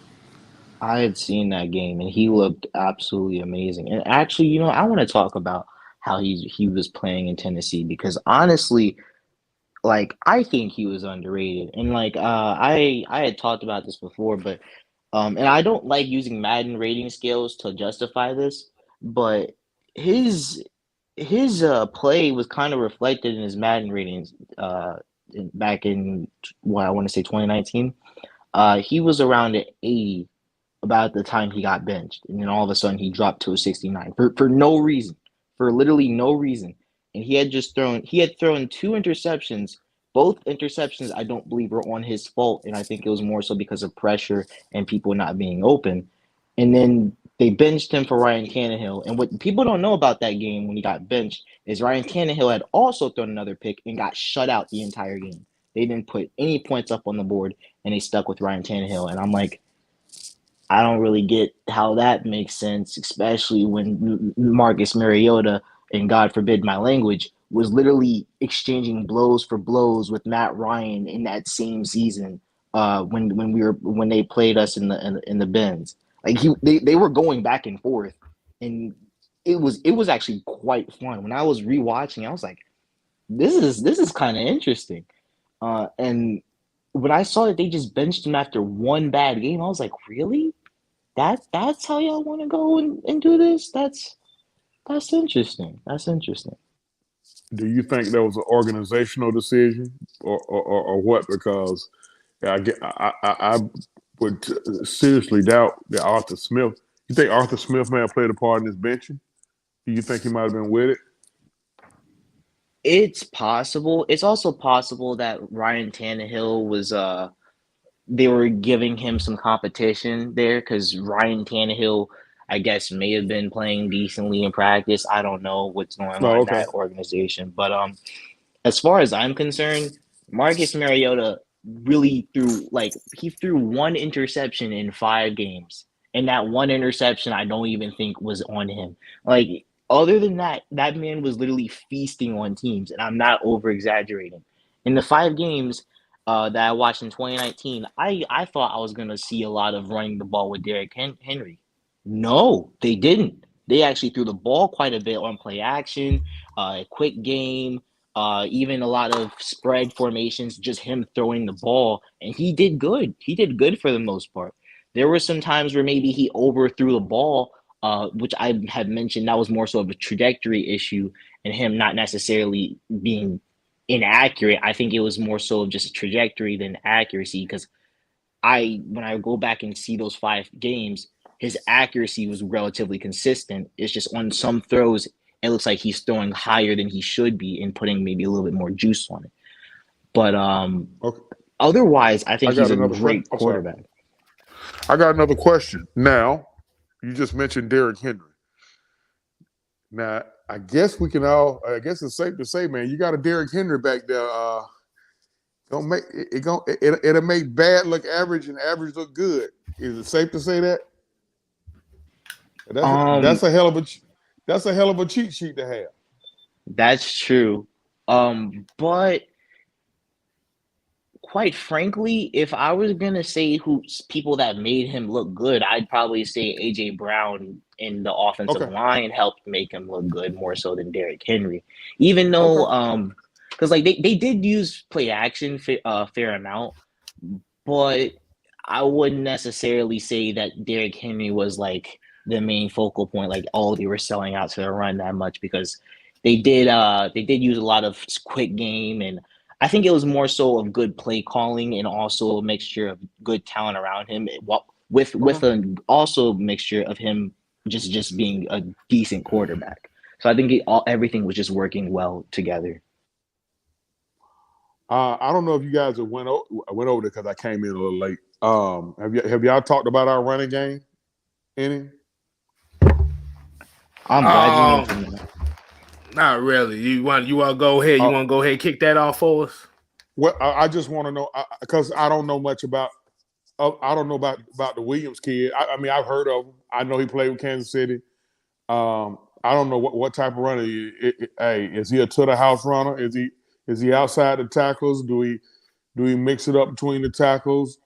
Do we run behind his pads? What's the scouting report on him? When I watched a few of his games, I really thought he was actually very similar to how Mike Davis played when he was in Carolina. So I think Arthur Smith for sure has a type. And I don't think, I mean, everybody knows about Derrick Henry. We can't make another Derrick Henry. It's really hard to find another bell cow. So I really think that he's going to try to roll out his particular type and have a running back by committee approach. As far as I think how our wide receivers look, I think Cordero Patterson is going to spend a little bit more time at wide receiver than running back, and they're going to have a rotation at running back. So that's why I feel like if they still draft one, that means they consider Patterson as more of a weapon. Is Quadri still on the roster? He's I think they call him an exclusive rights free agent, but I don't think they've said anything about him yet. Yeah, I don't think he's on the team yet. I kind of like him, man. Yeah, I kind of like Quadri. I mean, other than I think his glaring weakness is probably the reason why Davis. Did we cut Davis? Nah, he's still on the team. No, he's still on the team. See, his glaring weakness is probably the reason why Davis still on the team, because Davis can pick up the he can pass protect. Quadri didn't do too good pass protecting, but I like how Quadri run behind his pads. I felt like he should have got more burn under the last regime. But I mean, I kind of like him, so I don't know. I guess it's wait and see. We got to establish some type of run, bro. What you don't want is your quarterback to have to deal with what our last quarterback dealt with probably for about 7, maybe 8 or 10 of his 14 years. And that's having to damn near play hero ball, with his arm. It just all starts up front, I feel like all 5 of the offensive linemen that we're projecting to start, they're very good at run blocking. We just have to make them realize it. As far as if they open in the hole, I know Patterson can get it. Mike Davis needs to show that he can hit it faster, but I know he can get there when we've seen him do it in Carolina. I'm kind of glad we didn't cut Davis, and because here I am. I guess I'm in sentimental mode tonight. Man, I seen the look on his face when he had one game where he put the ball on the ground like 2 or 3 times, and they put the camera on that dude, man, and like that dude looked defeated, man. He looked defeated, like he felt like he had let down a family member or something. That's the kind of look I got off, bro. You know what I mean? And I know he really wants to be here.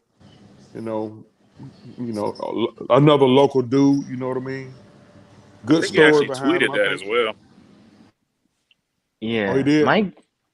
Yeah, he felt horrible as far as the season because he felt like the one thing he wanted to do was put on for his city, and he never did. So I do think he's going to come back with an edge, and I know he can pass block. That's part of the reason he's here. He can pass block better than anybody on this team. He was knocking folks out.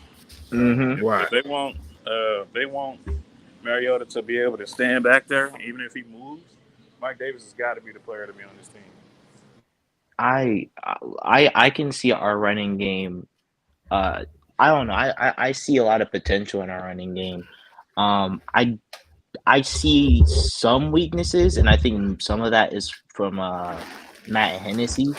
I think that him going to second level sometimes is either him not getting enough reps to understand what he's supposed to do sometimes, at least on the second level, or him just not being, or at least like they're not getting motion for him to comfortably go up to the second level. Because I've seen him do it before, but then there's instances where we could have got more yardage had he hit a linebacker with better leverage, and he didn't, and it ended up just being a 2-yard gain. But then there's other instances where then Mike Davis like can't really see that well compared to Quadre Olson, who has like prescription glasses, and then like you have that dynamic. And I think that we have enough running backs on this squad amongst Mike Davis, Damian Williams, who's literally a do-it-all running back, and then you have Quadre if he's back. And if he's not back, there are some guys later in this draft like Pierre Strong, Sincere McCormick, Tyler Beatty, Kyron Williams, Rashad White. Should I go on, or I'm gonna stop. But there are guys here that do enough, that have vision and can get you yardage but they just follow the script. You won't necessarily find guys that are big and strong unless they're sleepers, like such as Pierre Strong, that are going to like wow you unless they're like sleepers. They just don't happen. Pierre Strong is a sleeper, but you normally just get those guys that follow the script and do what they're supposed to, which is actually in some cases is just fine. That's fine with me. Get a guy that can. We just have to remember that Arthur Smith has a type, and he wants those tough yard runners, somebody who's going to get the tough yards. So that's exactly why they were high on Damian Pierce out of Florida when they spoke to him at the combine, because that's exactly what he does. Just runs hard and gets the tough yards. So if you can get somebody that you know that you can count on and just shoot through that hole and get 4 or 5 yards, and that's somebody that you need to key in on in the draft.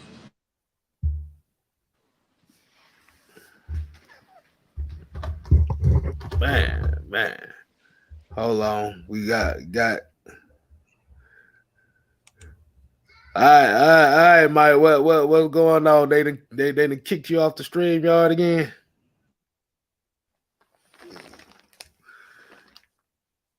I guess so. But I ain't gonna hold nobody up too much longer. I lost track of time. I'm gonna get on out of here, man. I'm gonna get on out of here, man. Okay, I appreciate you, OG, coming on with us, man. Appreciate you coming on, man. Okay, all righty. All right, hey.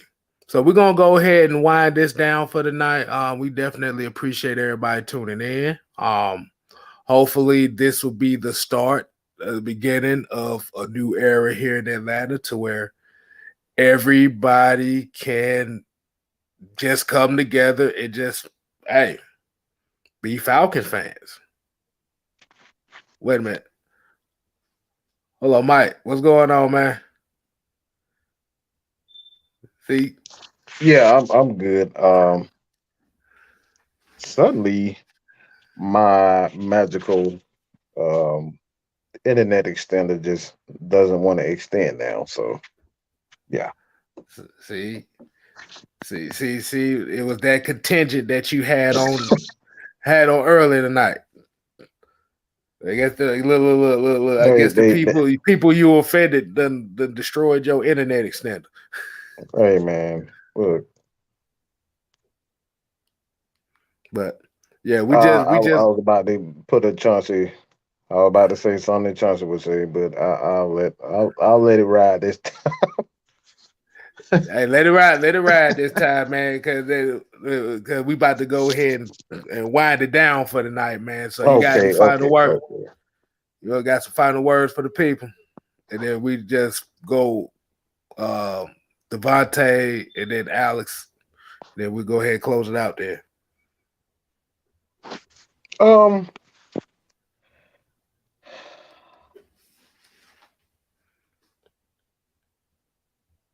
I just want to say one thing, and we got 145 people in the chat right now. If y'all real ones, put their red and black right now in the chat. You real one, you're a real Falcons fan, either red or black, or you put absolutely 100 with my team 100%. With or without Matt Ryan, with or without Calvin Ridley, with or without whomever the quarterback or the best player is on this team. Because guess what? Things change, and only real ones stay with a squad. Whether it doesn't matter whoever the quarterback is. Time is changing, and we're officially at a new era. Matt Ryan is no longer here. Not to say that he may not come back, but right now, he's not QB1. And we officially have yet to see, or they have announced who QB1 is at the moment. But at the end of the day, it's rise up, baby. I was a Falcon before Matt Ryan I was a Falcon fan before Matt Ryan even got here. I was a fan. Matt Ryan. I was a fan of the game before Matt Ryan was probably even thought of. Before I was even thought of. Yeah, I'm a football god, so y'all worship me. No, I'm just fucking with you. Acknowledge me. Nah, man. But like I said, man, this is a new day in Atlanta Falcons nation. You either rise up or shut the fuck up. Period. Bang, bang. Bang, bang. All right, Devontae, what you got for us, man? I just want to say, man, this is a test of your true fandom. You know, if you're there when they're highs, you got to be there when the lows too. Now, if you want to see how much of a fan am I of both Atlanta teams, just literally watch the Hawks get their ass beat by Detroit, then come back just to beat the Warriors by 11. You know how tired I am of that shit? You would have a problem. You know how tired I am of that shit? But I'm still beat the best team and then get your ass whooped by the worst team. Yeah. It's the most annoying thing they've done all season, but I'm still here watching every single game. Every game. So just stick out with it. It's gonna work out. If you actually put your positive energy, ain't no curse, ain't no nothing. Let you can cheer on Matt and say, I hope you do the best in Indianapolis, and you can cheer on Marcus Mariota and think he can be the best here. So let's cheer on this team and let's see if we can improve from last season. Hey, man. We like that, man. Alice, what you got for us?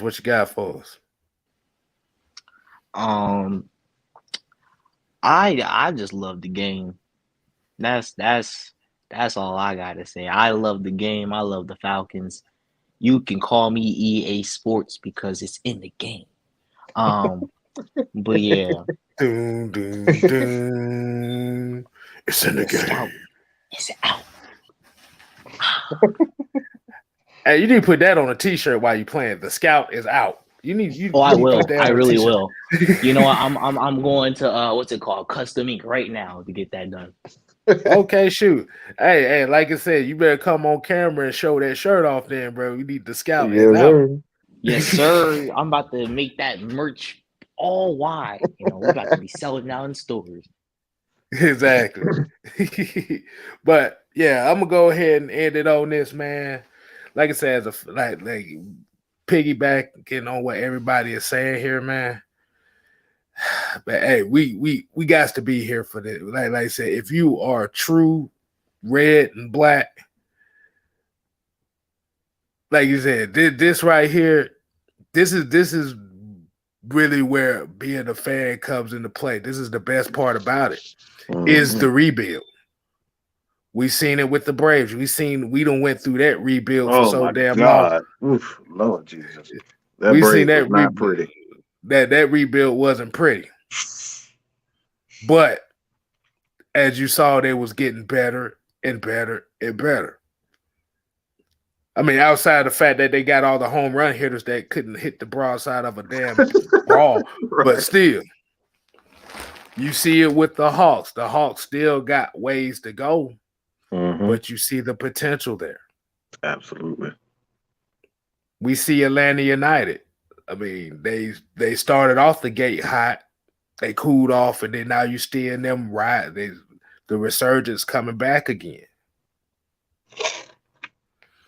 So, like I said, as Atlanta Falcon fans, we just like if and this is to there's quite a few content creators too. We got to do better by these fans and give people the best possible content. Like I said, Matt Ryan is gone now. Not emotional content. Can I piggyback off that a little bit? Go ahead, man. Can we talk about 2022? I know I've checked my calendar. It's March 25th. Can we talk about this season? I don't care about all the cap space we get next season. I want to know how we're going to improve now. So as far as content, you're going to get it from me. You're going to get it from Mike, K-Styles. You're going to talk about what this season, how we're going to improve, what games they can do. So that's what y'all should expect. We're not going to talk about what 2023 draft, CJ Stroud, what they're doing. We're not there yet.